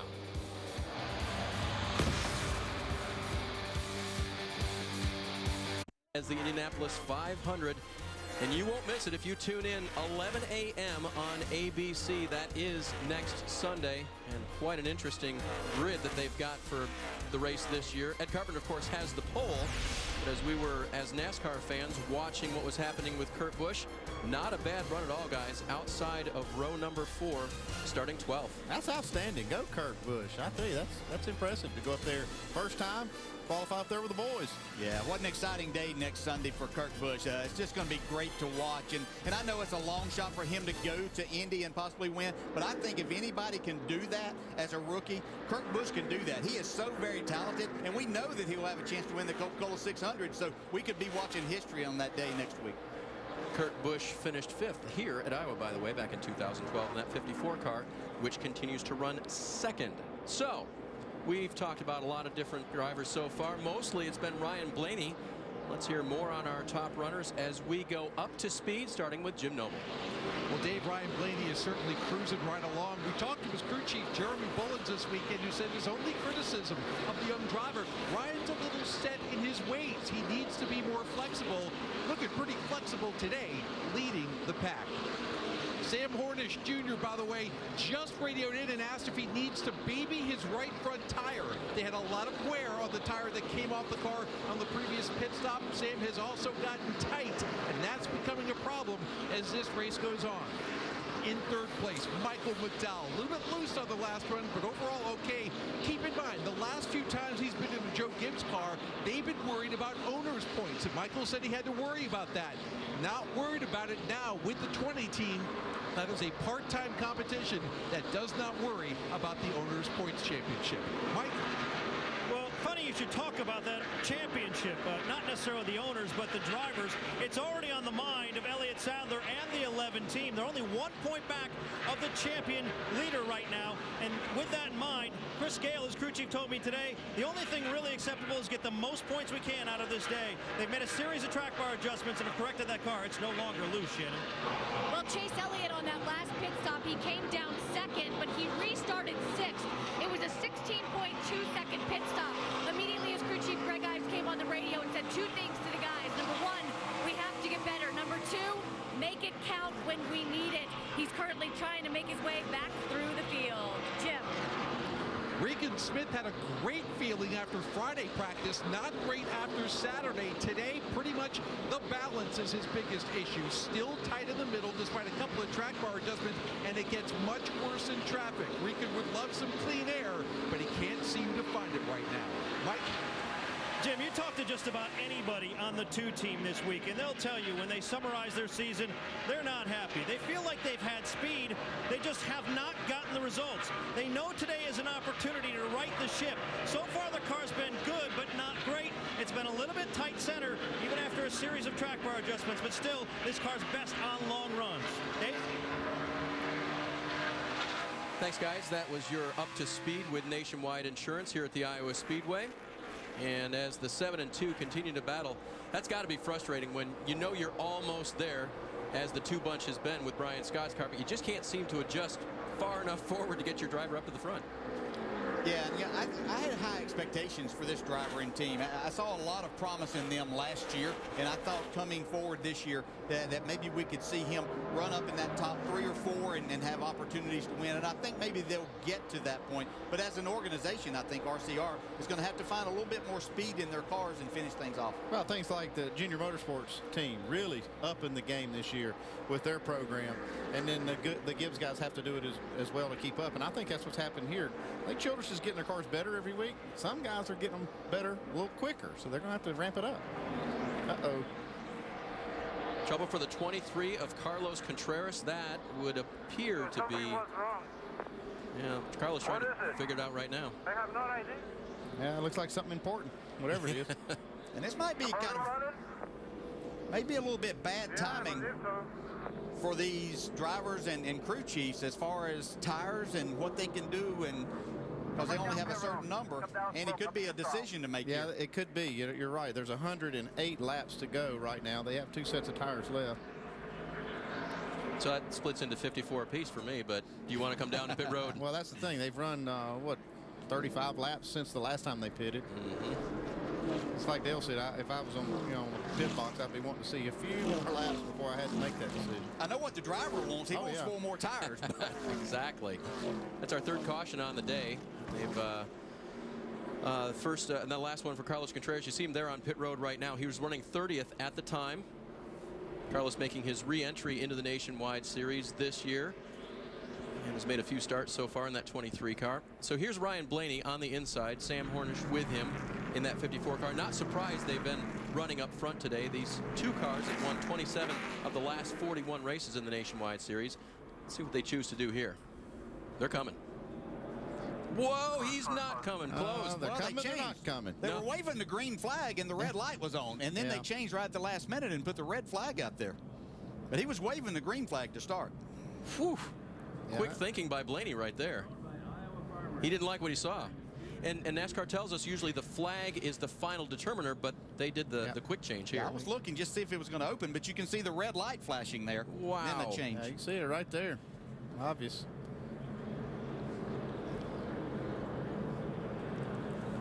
How about that? Ryan Blaney obeying the official at the end of pit road, albeit at the last second. My goodness.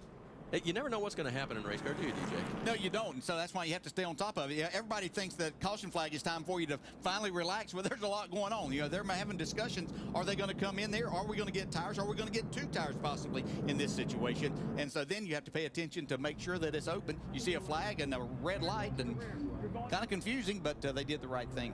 So what we thought might be a juke by the 22 to fool the field was nothing more than Ryan Blaney trying to obey the official at the entrance to pit road. That green flag is now waving in the green light, and the team of Carlos Contreras is pushing his car down pit road. He's getting right in front of Austin Terrio's pit right now, and now he's going to be just in front of the 9 pit.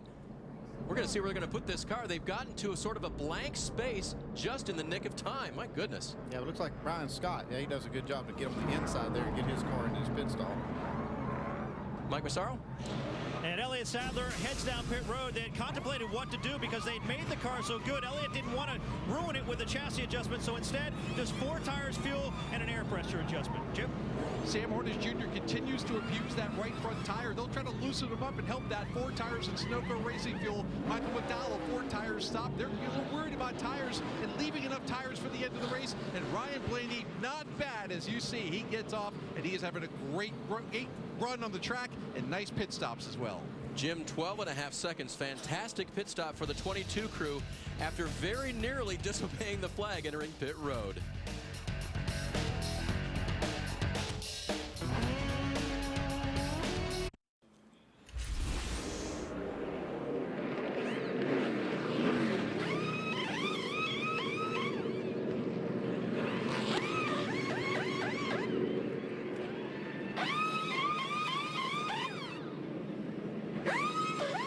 Hollywood doing his dusty and speedy work, getting the 11 car back off of pit road. Good pit stop for them.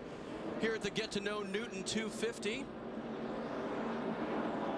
148 complete out of the 250 at this point. Now, we mentioned the fact that they had a little issue with pits being open, pits being closed. What had happened was that they were ready to open pit road. The flag was waving, but the switch would not work on the light, we're told, by NASCAR. So when they went to switch it from red to green, it didn't go, and the official wisely brought the red back out, and even wiser, 22 driver. Also during that round of pit stops, we had 1 getaway, and we believe now it is the 60 car. Yeah, it looks like it was maybe off the 60 car. He had to serve a penalty, or actually came in down pit road again, so he'll start at the tail of the field. And tough for Chris Buescher. We were just pointing him out, Andy, because he was running 10th. It was a good run for the 60 bunch, but like there's a lot of problems with that shouldn't be a problem. Pit road being open or closed. Yeah, 10-4. Good job paying attention to the light right there. That's what you got to do.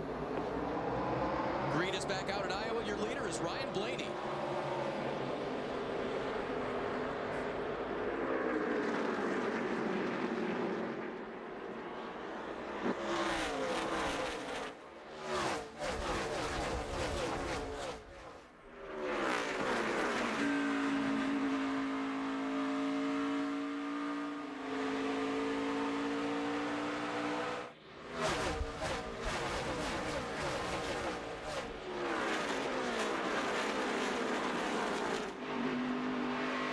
Boy, guys, they were 3 wide coming off the 4th turn that time. It looks like the 0-1 of Landon Castle, who only took 2 tires on that stop and restarted up at the front, just got overtaken. Yeah, they've been struggling in the pit, so they decided to go with 2 tires to try to get a little track position back, but you can see the field kind of swallowed him up on that initial restart. He's holding his own right now, though. Yep, see how long they can hold on until everything sort of evens out. Yeah, when you have tires like that where you're just getting 2, it takes it a little more time to get up to speed most of the time, especially when everybody else around you has 4. But Landon Castle has a good car, doing a nice job here in this situation. Whoa. Chase Elliott getting a little loose coming through 4 there, DJ. Yeah, and he's way back in the field right now. They had another slow pit stop, 17 seconds there, Andy. Yeah, that's really one of the problems that this team's had. Now, I said before, they've overcome it. At Darlington, they had a couple of bad pit stops towards the end of the race, but Chase was able to drive from 6 on a green light checker to win it. But I just don't think you can overcome 17-second pit stops here today. Currently being shown in 10th. Shannon? It seems as if they're having trouble with the front changers, guys, the tires on the front. In fact, when Chase Elliott came down last time, he asked his crew chief, he said, am I doing something wrong? And is the tire not straight enough when I come into my pit box? And Greg Ives said, absolutely not. You're doing everything right. It's us. So certainly you can see some frustrations as he tries to make up that time that they're losing on pit road right now. Yeah, that's something I noticed too, Shannon. I watched just to see if it was anything that Chase was doing, how he was getting in his box. Looked pretty flawless to me, the way he was coming in and holding the wheel straight. Yeah, one thing that's hurting them right now too is they put him back there. Obviously, he's getting in air that's a lot dirtier, and so that hurts him. But their car is not extremely fast here for about the first 20 laps. It doesn't come on until later, so it takes him a long time. He's losing a lot more time back here to the leaders, and it'll take him a lot longer to make up that time. So they're going to they're going to make another pit stop, and it better be their best one of the day by far. Yeah, when you have a car that's good in the long run, as he jumps up on the outside of Ty Dillon, that's a tight little place there. Ain't going to make it work. But you need to try to hold your own, at least on pit road and on those first few laps after a restart, to try to take advantage of the car that comes alive later. If you lose 5, 6, 7 spots, well, you're just trying to gain them back by the end of the run instead of trying to go forward.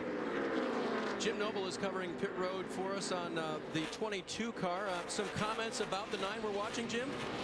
Yeah, Dave, you heard Shannon's report about the 9 team trying to buck up a little bit after some bad pit stops. The 22 team has certainly taken notice. Every time Ryan Blaney is asked about the progress of Chase Elliott, he has been told that, yes, the 9 is a very fast car, but they have given up spots on pit road every time they've hit it. Intended to give his driver a little bit more confidence out there and know that they are running their race and that their pit crew, over the 22 pit, is performing very well. Well, we just know that, thanks, Jim, the 22 team is a machine. They do it well every week, and on pit road today, they've certainly shown it again. Yeah, that's what this 9 team is going to, if you're going to win a championship, that's what you're going to have to become. And I've actually seen Chase now have to change his line around this racetrack because to make up these spots and try to do it in a quick fashion, he's had to go to the outside. He's making this work. Now he's on the outside of Regan Smith, but he is the first one we've really seen go up top and be able to make this move work and move forward and pick up a couple of spots. In front of them, Landon Castle runs in 7th, and I was wondering about Chase. We talked so much about his demeanor, how calm he's been through every situation, and how he's parlayed it into something positive. Here's another challenge. It is a challenge, but I tell you what, so far, and I worked the first 4 races and watched the rest of them as you guys worked them, but it was so impressive to watch him in very difficult situations on very difficult tracks stay calm and collected. And I think that his demeanor's a lot like his dad. He didn't seem to get frustrated with a whole lot, and Chase is a lot like that and moving forward once again. Chase Elliott works his way back into the 7th position after a subpar pit stop. Back up front, Sam Hornish leads the field over Ryan Blaney, but Ryan has not lost any sight of him whatsoever at this point. We've got a car in the wall. Caution has come out. James Busher in trouble. Looks like the caution's not flying, but 99 definitely having a problem here. Right side tires here, guys. Right side tires. Thinks he has a tire going down, so Busher will bring it to pit lane. I think our guys might have caught this one. James in just a bit of trouble, Andy. It's hard to tell exactly what happened. Yeah, his right side tires are up. I think he just got up out of the groove. Yeah, I didn't see a tire down. It's kind of confusing. Mike?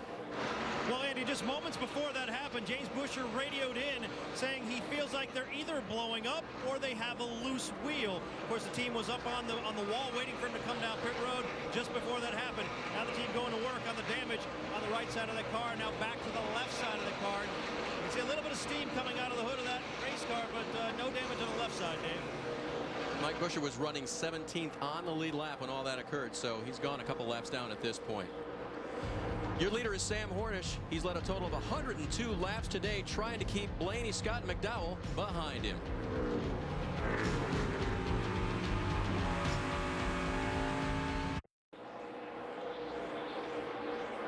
With 80 laps to go at the Iowa Speedway, it's time for the Ram Race Rundown. And guys, today, DJ, lap traffic has been a major factor. Yeah, short track racing at its best, but these leaders have been frustrated a few times. This made the difference in the change of who was at the front. Sam Hornish making the right decision there. Ryan Blaney making the right decision too, Andy. Yeah, this is the one time where Ryan Blaney got the break in traffic. But Armstrong holds up Sam Hornish just enough for him to take the lead. Sam took it back on lap 150. That inside line has been working well for him, at least on this one. But it's not without a battle. Those cars today, very, very evenly matched. And they've been the only two leaders on the day. Yeah, I think you've been right, though, as far as evenly matched. But what I've seen now is it looks like this 54 has made an adjustment that's more to Sam Hornish's liking right at this point. I think Sam likes today better than the first 5 races he ran here. What do you think? He's certainly enjoying it here today. You know, that's a lot of pressure to jump into a car here that we're used to seeing Kyle Busch in. Wins a lot up front, leading a lot of laps. Sam Hornish is certainly used to pressure in a lot of ways throughout his racing career, but you want to go perform, especially when you don't know that you don't have a lot of opportunities and you're trying to work your way back into either a regular good ride in this Nationwide Series or back to the Cup Series. Yeah, one of the guys I talked to about this racetrack, though, was Adam Stevens, his crew chief. He was the one telling me that this thing's going to change a lot during the day, and so he was going to have to make good adjustments to keep Sam up front. I think you're seeing that now, that he lost the lead in that last run, but Adam Stevens made a good adjustment, and he's able to hold the lead now. Ryan Blaney trying to catch him. He has led 61 laps today. Jim? Well, Dave, he certainly doesn't like this position. He'd prefer to be in front, of course. And just a few laps ago, Ryan Blaney radioed to his team and asked, what did you guys do on the last pit stop? Nothing like last run. 10-4, we barely changed anything, so it's just being behind him instead of being out front. 49 to a 65, use him up in this traffic. That's right, guys. It's simply a function of him being behind the 54, and of course that dirty air that we talk about all the time. Ryan Blaney is having a hard time adjusting to that right now. Yeah, I think it's a relative thing too. With that 54, they made an adjustment that got him better. It can frustrate you. I mean, you didn't really change your car much. You had the lead. What happened? Well, what happened was that the 54 is a little quicker this run. Yeah, and as a driver, where you had all of that air and the downforce, it made a big difference. It made your car feel great. But the other side of it could be, Andy, too, just what you were talking about, that this racetrack is changing. And that's all that it takes is another set of tires and the track getting a little different. Battle for 6th won by Chase Elliott over the 42 of Dylan Kwasniewski. Remember Kwasniewski in the car this weekend, not Kyle Larson. The 31 that he normally campaigns being run by Chase Pistone. You see Dylan's score on the day, currently 7th, trying to get a top 10 out of this, but really trying to learn even more on the year with a different crew and different crew chief. I think this is an outstanding day. He's done a terrific job. I've watched him in some traffic, in some situations, making passes. But the biggest thing is, here he's almost 200 laps into this race. He hasn't made any mistakes, and he's learning a lot. This is how you become a better race driver. If you saw that graphic at the beginning of the show, you know what kind of a season Dylan Kwasniewski has had. A clean day would go a long way. Yes, it would. And I'm sure that's what Scott Zipadelli has kind of preached this week. Is that let's go about it a little different. Let's make sure we can finish this one. I know I've spent a little time with Dylan Kwasniewski. Really likable guy. He's got a lot of talent, a lot of potential, and he's frustrated with some of the lack of success he's had so far. Kwasniewski continuing to battle. Here's the 3 of Ty Dillon, the 6 of Trevor Bayne. Remember the 6 car with a great heritage here, Ricky Stenhouse Jr., who won 3 in a row with that team, and then Trevor, last year's winner at this event. So far, Trevor's not been able to get to the point, currently in the 10th position. Here's a battle for 4th. Elliott Sadler will take that position from Michael McDowell, dumping McDowell back to 5th. Yeah, this 11 car, once again, looks a little better on the longer run than some of his competitors. See Chase Elliott there coming into the picture. Michael McDowell's car seems to have a pretty good speed at the beginning, but falls off on the end of these runs just a little bit. I don't know if that's something they've been trying to adjust to, and maybe they've taken a little speed away from it, but they still have that issue. Busher behind him in the 99, laps down after coming to pit road unscheduled. But up front, it's all Sam Hornish Jr. He has been the dominant car this afternoon in that Monster Energy Toyota, continuing to pace the field here. Ryan Blaney within sight, trying to catch him.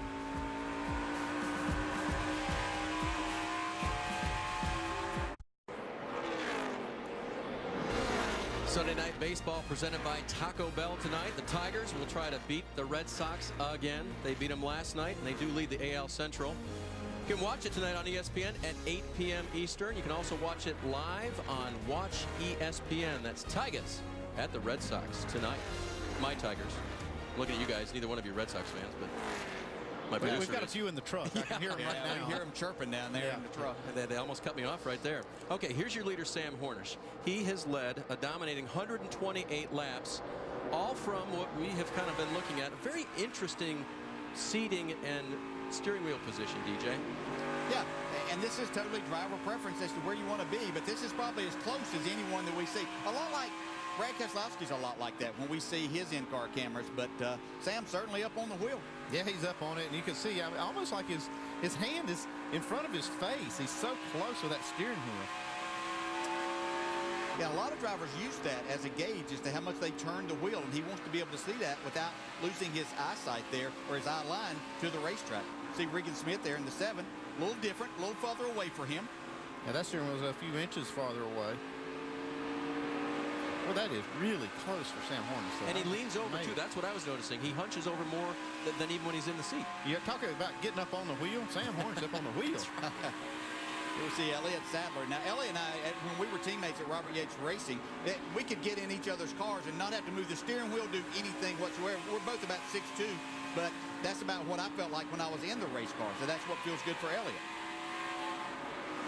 Now, this Dylan Kwasniewski, this looks a lot like Jimmy Johnson's seating position. Got the arm extended out there pretty good. See, I mean, that's a lot different than Sam Hornish. I was going to sit in one. That's the way I'd like to sit, like Jimmy Johnson. You'd like to look that good, yeah, right? I would. Absolutely. Well, apparently whatever is comfortable is the right thing for the driver, as you said. And today, the position on the left has been the one to have, because Sam Hornish has been beating him up, and Ryan Blaney, his closest competitor, still has him in sight, but just hasn't shown the speed to get back around him. Looks like the 22 is starting to make a little bit of ground up on the 54. Sam better stay up on that wheel. 10th place right here. Austin Theriault in that 5 car making his nationwide series debut for Junior Motorsports. A couple more planned for him later this year. He's trying to catch Ty Dillon in the 3, who's running in 10th. Yeah, he's done a good job today. We talked about it in the countdown show about drivers that have opportunities to win and maybe, you know, do something while these Cup guys are not in town. But this is a great opportunity for Theriault. He's making some good impressions so far. There you go. Stay with it. Got to stay focused. Hit your mark every lap up here. You get running with these guys. Doing good. Gonna be out there the whole way. That's what I mean about using more track right there. Perfect. Still there. No pressure. That was good. Go get him here, bud. Yeah, get some good advice from a solid team, and that's a big advantage. Yeah, I talked to Ernie Cope about it yesterday, what it's like working with different drivers. And Ernie has been working mostly with Cup drivers. He, it's had a lot coming in there, but this is a young driver with not a lot of experience. He said Friday was, he wouldn't call it a nightmare, but it was an experience. He said he said they didn't have speed. They started to get a little frustrated, but things did change on Saturday. And as you said, Austin Theriault is doing a great job here today.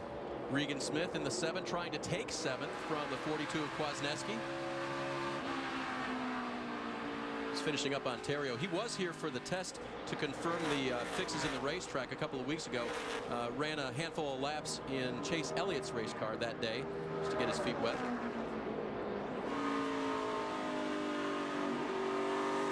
Kwasniewski now driving right pretty much in the line of Smith.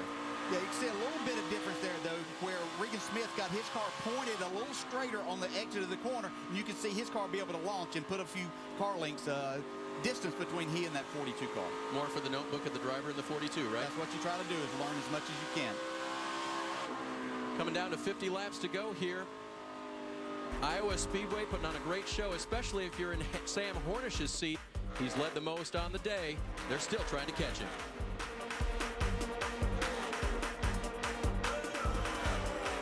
Sam Hornish now getting the pressure. Wow, as they just narrowly missed Ryan Gifford there coming on pit road. The pressure on the leader, Sam Hornish. And DJ, you think you may know why the 54 has been coming back to him. Yeah, well, I think the 22's been the better car in the long run with their setup. But we heard the 54 have a little issue with the right front early on. They thought they took care of that, 3 wide into 3 here. But I think probably he struck out there early on, ran some really fast laps, keeping the lead here. He probably put a little bit too much pressure, may have worn this right front out a little bit. I've seen him have to move up the racetrack, and so that may be an issue for him before this is over. They've got almost 60 laps on this set of tires now. Yeah, one thing, having a car that's tight and really keeping those rear tires under is good for that first part, that first half of that run, but it will take its toll on that right front tire. Looks like Ryan Blaney's taking advantage of that. Oof, you see that, you can see clearly there that damage from earlier on Ryan Blaney's car. Yeah, but it's not hurted any, has it? No, it may have improved it. Hey, let's go downstairs to Jim. Well, you guys have nailed it. Sam Hornish was definitely told to get a gap and then simply maintain it about 10-15 laps ago. I think everybody heard that because immediately Ryan Blaney and actually Regan Smith as well were told, get up on it, go after him, don't hold back, don't let him save his stuff. You've seen what Ryan Blaney has done. We'll have to see if Sam Hornish has a response. That's the thing. If you happen to have any idea that another team's struggling with something, you want to put pressure on them. You want to try to take advantage of it. Ryan Blaney doing a great job now, pulling a pretty good lead on Sam Hornish. Took Ryan 58 laps to get around the 54 on this run. It was 43 the last time, so took him a little longer this time, but Ryan still got back to the point. And that's that patience that we've talked about. Really fun to watch him drive these race cars, Ryan Blaney. Yeah, Ryan Scott in that 2 car. How about that? Yeah, he's starting to reel in Sam Hornish now, too. And we think one of the main reasons for that, on pit road today, the RCR crew has been stellar. They've had some really good pit stops. Some sub-13-second pit stops that's gotten him in track position. They got a good car, too. I mean, this is a good run for him. This is about the best run he's had all day. So Brian Scott holds down the 3rd position. Behind him, Elliott Sadler, nearly the championship leader after his win at Talladega. 1 point separated him and Chase Elliott. See Elliott going to work, a little wheel action there, DJ off of 2. Yeah, as a driver right now with this many laps on the tires, you have to really work the steering wheel to get the speed out of the car at this point in time. But Elliott, another one of those drivers that's really good about taking care of his tires, especially the right front. He doesn't use a lot of brake, so that helps him as these laps wind down. Pay off for him in the latter part of this run. You see the 20 of Michael McDowell being pursued by Regan Smith. Now McDowell running in the 6th position, as caution has now come out on the speedway. Came out right as Dylan Kwasniewski came down pit road. I'm not sure if he made it before the pit road closed. We're hearing from NASCAR in turn 1. They spotted debris. And as you say, just keep rolling. He was diving down pit road. And they're going to come on in and make that tire change. That was the longest green flag run we've had. The 42 of Kwasniewski was running 9th when he made that pit stop. You see, we were showing the debris that they were calling out there in turn 1. He did have a tire that had come apart there. They're struggling trying to get some of the debris from that tire out around the spindle. Well, these Goodyear tires of this generation are wound in the forward spinning direction, if you will. It used to be wound across the tire. So now when they come apart, you see that unwinding effect take place. It's a mess either way. And it wasn't going to help him to continue on, and he had a flat tire too, but he was already a lap down. Once he committed there, the leaders came by him. Pit road still closed. This could be a crucial pit stop for the 9-car Chase Elliott. He had a good car in that run, able to make up some of the spots he lost. Actually going to be Cale critical Conley for in the every 33 laps down there. Hey, by the way, guys, NASCAR tells us that he did come down pit road before the close sign was out, so no penalty, no additional penalty other than what's happened to him for the 42. This is the money stop. 214 complete right now, Andy. 250 lap race. This is the one that counts. Yeah, Jeremy Bullen's the crew chief for that 22. Does such a good job. I was impressed with what he did last year. I mean, I still can't get over it. He took 4 drivers to victory lane. And Ryan Blaney, the young guy in the group, trying to pull his weight. He's had great finishes this year, but Logano's been all top 5s. Brad Kay's had a victory. So the young guy trying to do it as well. And to note, as they come toward the pit entrance for these pit stops, they've nixed the light that opens pit road. They're going with a flag only. So to unconfuse things completely, the flag will change when it's time.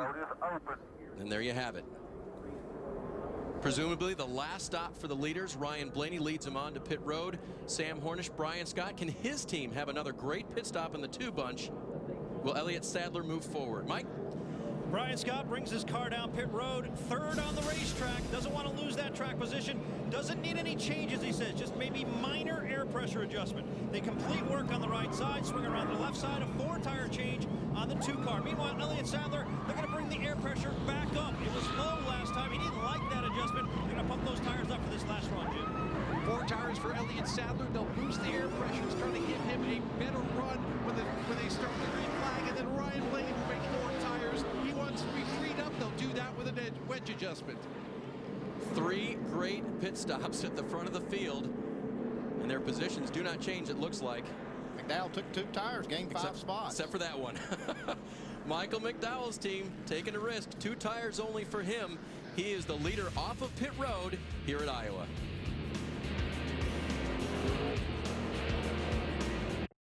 NASCAR information. So the 20 car of Michael McDowell, his team decides to take 2 tires. DJ? Well, going to be interesting to see how this works. Now, they weren't good enough to win the race before. I will say that before I say the next thing. So I think 4 tires is the way to go. They have too many laps on the left sides, I believe, for this to work. Let's hear what they thought about it. Why not, right, Mike? Yep, skip 4. Might be the worst move we ever made, but we got to try. Yeah, that's Kevin Kidd. He's like, you know, let's try something. Why not? He's realistic. Let's go to the realistic Jim Noble. Why not? That's what Kevin Kidd said. Do you think there are too many laps to go, or do you think Michael can hold them off? Yeah, you know, why not? Let's just risk it here and see what we can come out with. We were probably going to finish 4th or 5th at best anyway, so I feel like we put him in clean air, 2 tires. We'll see what happens. The fall-off's not been too bad, so we might make it work and it might not, but I'd rather go down trying. Going for it. Gotta like the mentality here with this number 20 team, Dave. Well, that move, Jim, doesn't have a good recent track record. Brad Keselowski last fall came back through the field when a bunch took 2, but he had the best race car that day, and Ryan Blaney in the 22 today may have that same situation. By the way, Dylan Kwasniewski back on the lead lap. The 39 of Ryan Sieg got the free pass. There were 9 wave-around cars as we look back through the field and get ready to restart here on lap 219. And I don't know if Sam Hornish or actually Michael McDowell wanted to see that right there. We're back to green at Iowa.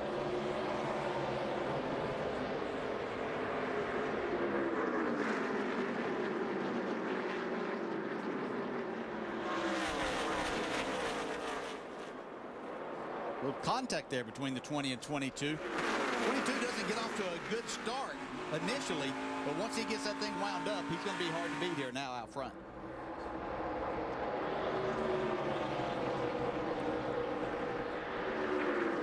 Hornish by on the inside as well. Again, everybody but McDowell up front took 4 tires. Chase Elliott on the inside of Brian Scott.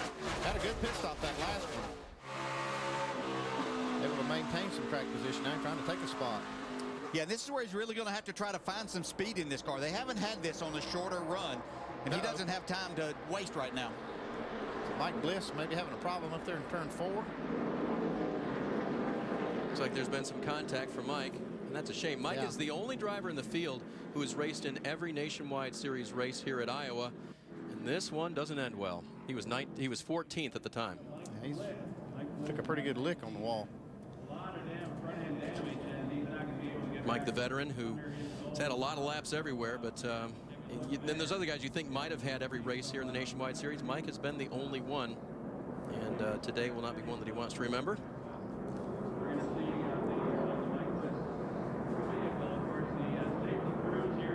You can see the safety workers going over to him now. Mike's put the window net down already, telling them that he is okay. They'll work on that race car when they get back to the shop. Hard lick. Yeah, it's really hard to tell what happened, but you see a lot of damage on the right front. Good to see him get out of the car.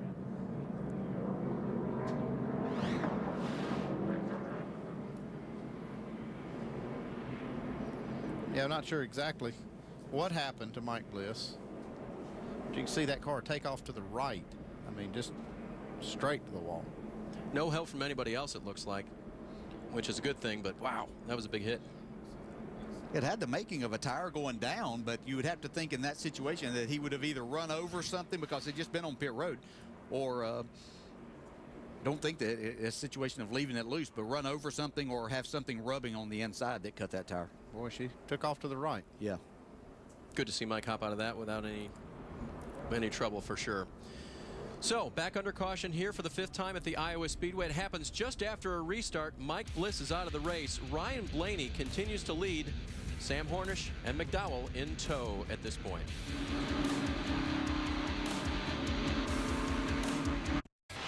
NASCAR Nationwide Series at Iowa is brought to you by Comfort Suites, your sweet success. Still under caution at the Iowa Speedway. Mike Wallace bringing out our 5th caution. Mike Bliss, sorry about that. Something happened to him and hit the wall hard in turn number 4. Mike hopped out of the car and went to the infield care center per standard, but looked okay, and we're very happy about that. Pit road is still closed. It's actually open at this point. Let's see if we have any takers. They just pitted a few laps ago, and it was just after we got restarted that Mike brought out the caution again. So with no takers at this point, let's see if we can dial up our in-race reporter, Trevor Bain. DJ? Trevor, Dale Jarrett, good to talk. He looks like a late model through the corner. His left rear is so far out of the body, by the way. He talked over ESPN there. Okay, you guys got me? Hey, Trevor, yeah, we're here, man. Just listening to your conversation there about somebody's car there in front of you. But how about your car? You've moved it up to 8. No, it's not exactly what you're looking for, but how about these last 20-some laps?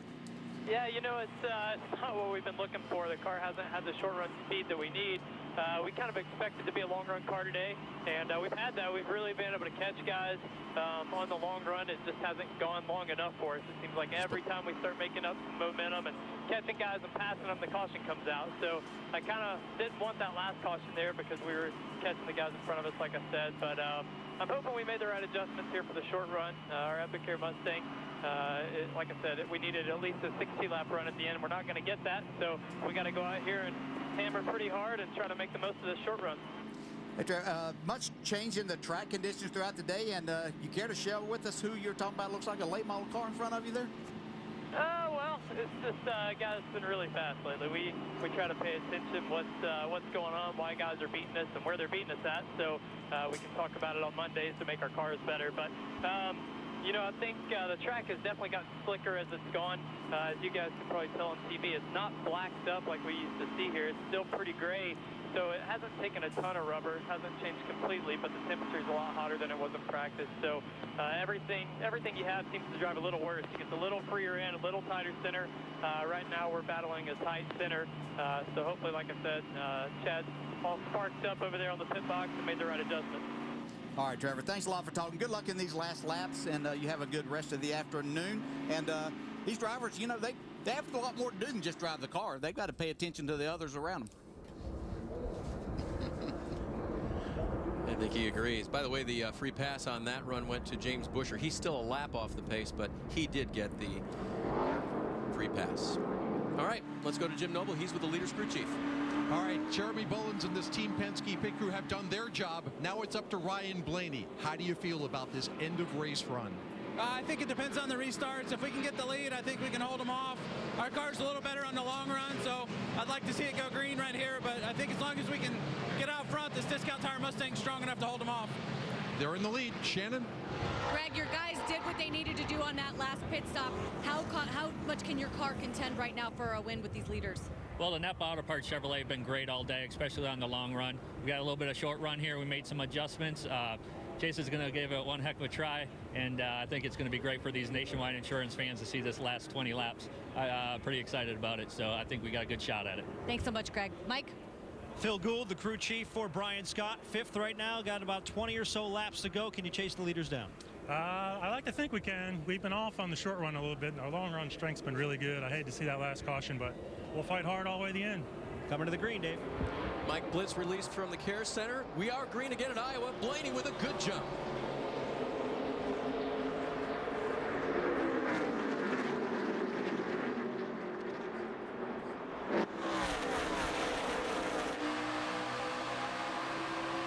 Dow really pushed it down in the corner hard. Those two tires didn't stick very well. Sam Hornish's car stuck very well on the outside there, though. He was able to snatch the lead away off of turn 2. Chase Elliott in tow in that 9 car. Had their best pit stop of the afternoon the last time down pit road. Put him in good position. Yeah, that's the best track position they've had all day long. Sounded like Greg Ives was very confident what he could do in these last 20-some-odd laps. Yeah, I wondered if they made some kind of adjustment, and he told us they did to make up for this short run that they're going to have here. Here he comes. Oh, contact. Brian Scott on the inside of Elliott Sadler. Sadler saves it coming through the start-finish line, but boy, that was close. While this going on, Chase Elliott's trying to take that second spot away from Blaney. There it is off of turn 2. Elliott's got it. Not quite. Yeah, see how the car sticks down here in 3 and 4. A little bit rough on the bottom. You can see Blaney get back to the throttle. He's going to hold on to that second spot. Regan Smith now tagged onto the rear bumper of Chase Elliott. Not to be outdone by his Junior Motorsports teammate Regan. Looks to the inside through the bumps. Yeah, look for Chase Elliott. If he can put a little bit of distance between himself and his teammate Regan Smith, may try a high side pass on this 22 car if he's able to get back to his bumper. And Hornish now stretching it out just a bit after he got around Blaney. Oh, he just loved to see that racing going on behind him. Well, how about this? Almost 4 wide. Gone to the bottom. Kwasniewski to follow through. Chris Buescher in the 60 car there on the high side, recovering from a pit road penalty. Here's 3rd place. Regan Smith still trying to get it from Chase Elliott. Well, Chase is going to get to use that high side, but it's to hold off his teammate, Regan Smith. It's just so tough to make the car stick down there on the inside and complete the pass. Regan Smith using all of his experience and knowledge to try to make that happen with this young rookie. And you think they build him the same at Junior Motorsports? Look pretty even to me. Except for that stripe on the side. Regan Smith with a little contact earlier on, I think, with the outside wall. We saw that, but hasn't affected him, and still trying to work his young teammate on the inside. Yeah. Oh! 2 veteran moves right there that I saw as they went down into turn 1. He held Chase, even though Chase holds it out there, he kept his car right beside there and makes your car a little bit loose whenever you have that situation with that air buffeting off of it, and then used him up on the exit of the corner. He just took advantage of a situation. He figured his teammate wasn't going to wreck both of them. And it's time to go. 15 to go this time by as Sadler makes quick work of his teammate McDowell. Right down to it here at Iowa. Yeah, with just 15 laps to go, I really like Sam Hornish's chances now with that lead. He's been able to pull up just about 3/4 of a second. Yeah, every time we've seen him get out front, he's been able to hold that spot for 40 to 50 laps before the 22 car came back on him. And that was an important move that Sam Hornish made on that restart to power around the 22 on the outside off of turn 2. These guys, when they made it 4 wide, basically ended up 2 wide coming out of it. Brendan Gaughan on the outside. The rookie Kwasniewski on the inside. Yeah, that last caution was a big break for Kwasniewski, who had to take the wave around after he had that tire problem as that caution came out. And so it got him back on the lead lap. But this caught him up to the guys that he's racing on the lead lap. He's moving forward, making some passes. Brendan shown in 11th place now, possibly yielding that to Dillon. That's so tight and so good and so fun on this 7/8 mile short track in the middle of Iowa. The Iowa Speedway's put on a great show so far today. We'll see how it gets. 12 laps to go here. Sam Hornish still with the advantage up front. Best battle on the racetrack right here.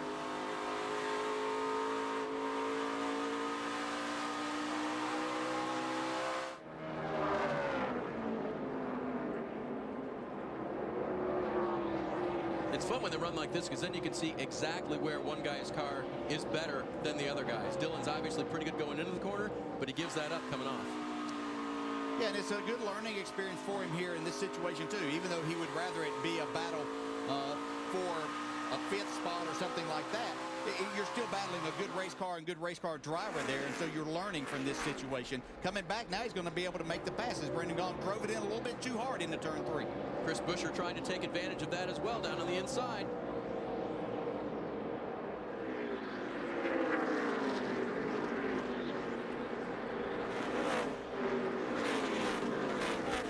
We watch this, we'll tell you the 22 is just a slight bit faster than the 54.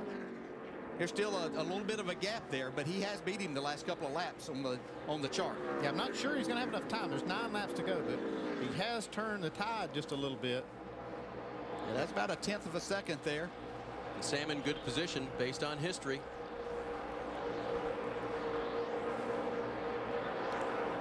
It's interesting when Brian Blaney won his first career race at the Kentucky Speedway, he battled Sam to that victory. Today it looks like Sam's going to reverse those fortunes. And something that we've seen all day, and we showed it with the recap a little earlier, is about lap traffic and the part they've played in the changing of the lead. As I look ahead, they may catch a car or two, but I don't see them getting in a group of cars. And you would think at this point in time of the race that these lap cars will move over and give them room to race. Take a look, see who is running the fastest lap times. That time it was Sam Hornish. That's the first lap in a few that he's been the fastest. But you see Chase Elliott now. He's had that long run car all day. I don't think this run's going to be long enough for him. A lot of room between himself and the leader, Hornish, so he's going to have to go. Yeah, that was a big last lap that Sam Hornish put up there. That helped stretch that lead back out to almost 3/4 of a second for him. He actually was faster again on that lap, so he righted the ship there. Probably at times you get yourself trying a little too hard. You just have to settle down and realize that you've got a good race car. Just go back to doing what got you in this position. Here comes Brian Scott trying to get 6th from Michael McDowell.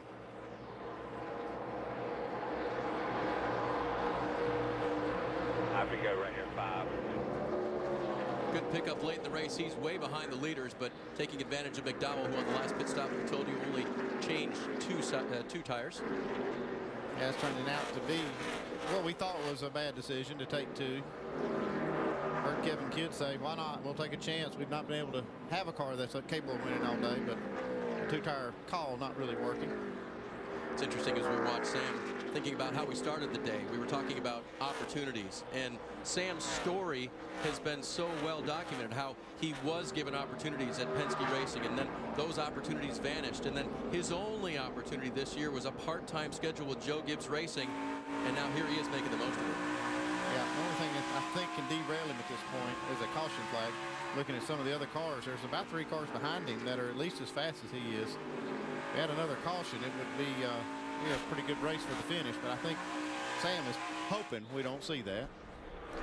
Yeah, and he really is a driver that shouldn't be having to prove himself in my opinion. I think that he's done that over the years. It's just such a difficult business to find yourself in the right spot at the right time, and hopefully an opportunity will open up for Sam Hornish to get back to either full-time in this series or where he probably deserves to be, and that's racing in the Sprint Cup Series.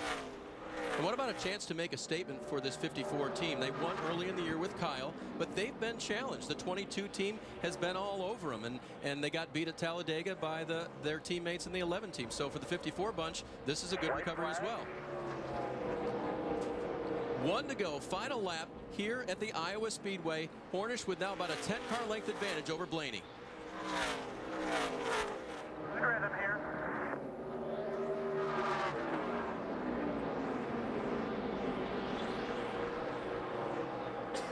Taking full advantage of his opportunity, Sam Hornish wins at Iowa. Awesome. Man, great job in the pit. Thank you very much. Morning, you're the man. Welcome. That's good to see. Sam's one of the good guys. 3rd win for Sam in the series. Is his 101st start today. So he rejoined the series to cross 100, and this is a pretty good way to get back in winner's circle for the driver of the 54 car. Yeah, he's a good guy, and as you said, he's an excellent race driver that deserves an opportunity. And he wants stock cars to be the, where his career is at, and hope that chance comes along for him. But it's great Joe Gibbs and this organization gives him that chance to drive this race car on certain weekends. And he keeps proving that he is capable of winning races at the highest level. IndyCar veteran, family man, guy we like to talk to, offers great perspective. Good to see Sam come through today at Iowa. There's a shot of Ryan getting unbuckled there. Good run for him, man. He drove hard today. Oh, he did an excellent job. Just looked like the car that was the faster of the two cars on the shorter run prevailed today. And that sometimes it works in your favor and sometimes it doesn't with that. Our championship battle didn't change much today either, all of them up front. Crowd appreciating this one. It's been a gorgeous day here. The temperature, I don't think, ever crested 70 degrees all day long, and they've had a festival, they've had a concert. Now they've seen two great races here this weekend, and Sam Hornish dominating the Get to Know Newton 250 today. The traditional victory lap. And some more burnouts. Got campers parked along the backstretch over there, so they're getting a good show now. They get their money's worth. Yeah, he's remembering somebody back there that he must have suggested come out and watch this just in case he won. All right, second place driver is out of his car now. He's with Mike. Yeah, Ryan Blaney just catching his breath. One heck of a run you gave it. Came up just a little bit short. What did you need to catch that 54? Short run speed. It was like that all day. He was definitely better than us on new tires for about 30 laps. And then he started coming back to us, but I was just way too tight, short run to go. And it helped us in the long run. We could keep driving off the corner good, but just couldn't stay with him there on that restart, and just couldn't really get to him. Just kind of ran out of laps, so it's unfortunate. But this 22 discount tire Ford had a good run today, and just got to thank Nationwide Insurance for putting it on. And we almost got one in Iowa, so better luck next time. Nice run today. Thanks. Ryan Blaney comes home second, Shannon. Well, on his high school graduation weekend, a top 5 for Chase Elliott. It was really a game of catch-up for you guys today because of the slow pit stops. You were overcome them with the top 5. What are your thoughts on this finish?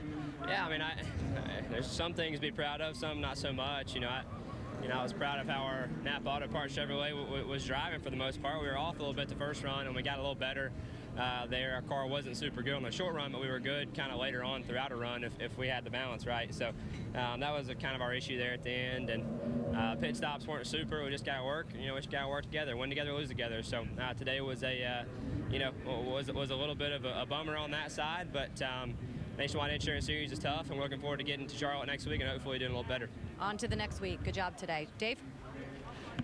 Well, Chase has had quite a weekend, Shannon, as you talked about, and again, perspective from him. Some things he said he could be proud of, others not so much. That's the way this business is, and you have to put it all together, and they have a really good race team, but obviously areas that they need to work in a little more. Sam has made his way to victory lane, and we'll be joining him in just a moment down there. See him, he hasn't had a chance to do this in a while, so I think he's probably savoring it. One of the great spectacles of Iowa racing, the Iowa Corn Indy 300, heading 50 laps. Let's go down to victory lane, presented by Victory Motorcycles. So we want to see you back here in July, and then 3 weeks after that, the Nationwide drivers will be back here at the Iowa Speedway. So 3 great weekends of racing here in the new and improved Iowa Speedway here in NNS came out here today.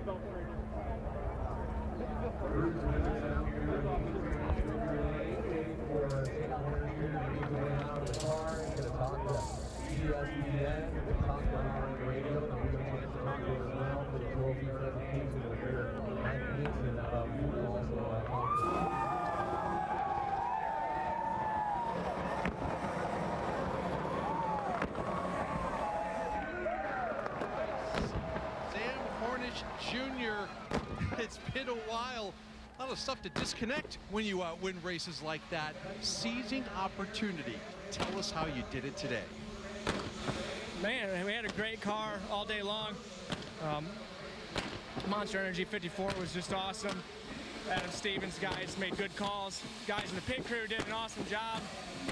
And it's just wonderful. You know, everybody that's part of this organization, when you get into a company like Joe Gibbs Racing, I've got to thank Coach and JD and Steve Susan, all the guys that worked to give me this opportunity. And man, I'm so blessed and thankful that that this opportunity came around. I was really hoping and praying that I got something good to get into, and it's pretty darn awesome. So I want to thank Nationwide Insurance, Monster Energy, Toyota, just everybody, you know, the fans. This is awesome. My wife and kids, man, I can't wait to get home to them. This makes being gone from them for a couple days really worthwhile, and man, I thank God that I got a great opportunity, and I got really good people around me, and good people in my life. So when I get this free time at home, you know, in between races, I get to spend a whole lot of time with them, having fun, doing some other things. And then when I get to come to the racetrack, you know, I get to get in a good car. So thanks for Kyle for taking the weekend off from the Nationwide side so that I could come out here and run this car.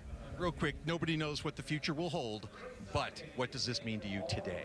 Well, I mean, we're doing what we came out here to do, and that's they hired me to come in this car and to try to gain them points on the off weekends when Kyle wasn't in it, and you know, to go out there and lead the most laps and to win the race. That's exactly what you got to do. So just an awesome day. Couldn't ask for anything more.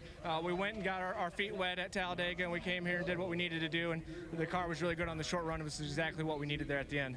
Saver, congratulations. Thank you. I appreciate it. Thanks. Sam Hornish, your winner in Iowa. Dave? Jim, they are the owner's points leader, as Sam mentioned. And that's because this guy won and did some great burnouts afterwards. Sam Hornish, the winner.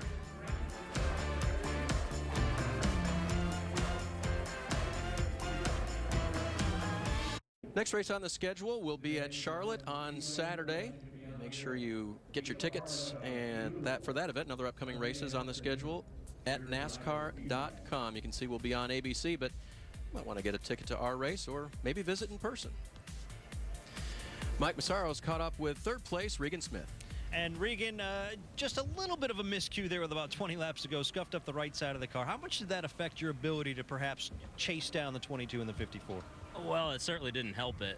I didn't realize I hit it as hard as I did. I just misjudged coming off the corner and got up into the wall a little bit. It kept dragging me in. I couldn't get off of it, but it was a good day for the Great Clips Taxslayer Chevy. I'm proud of where it finished.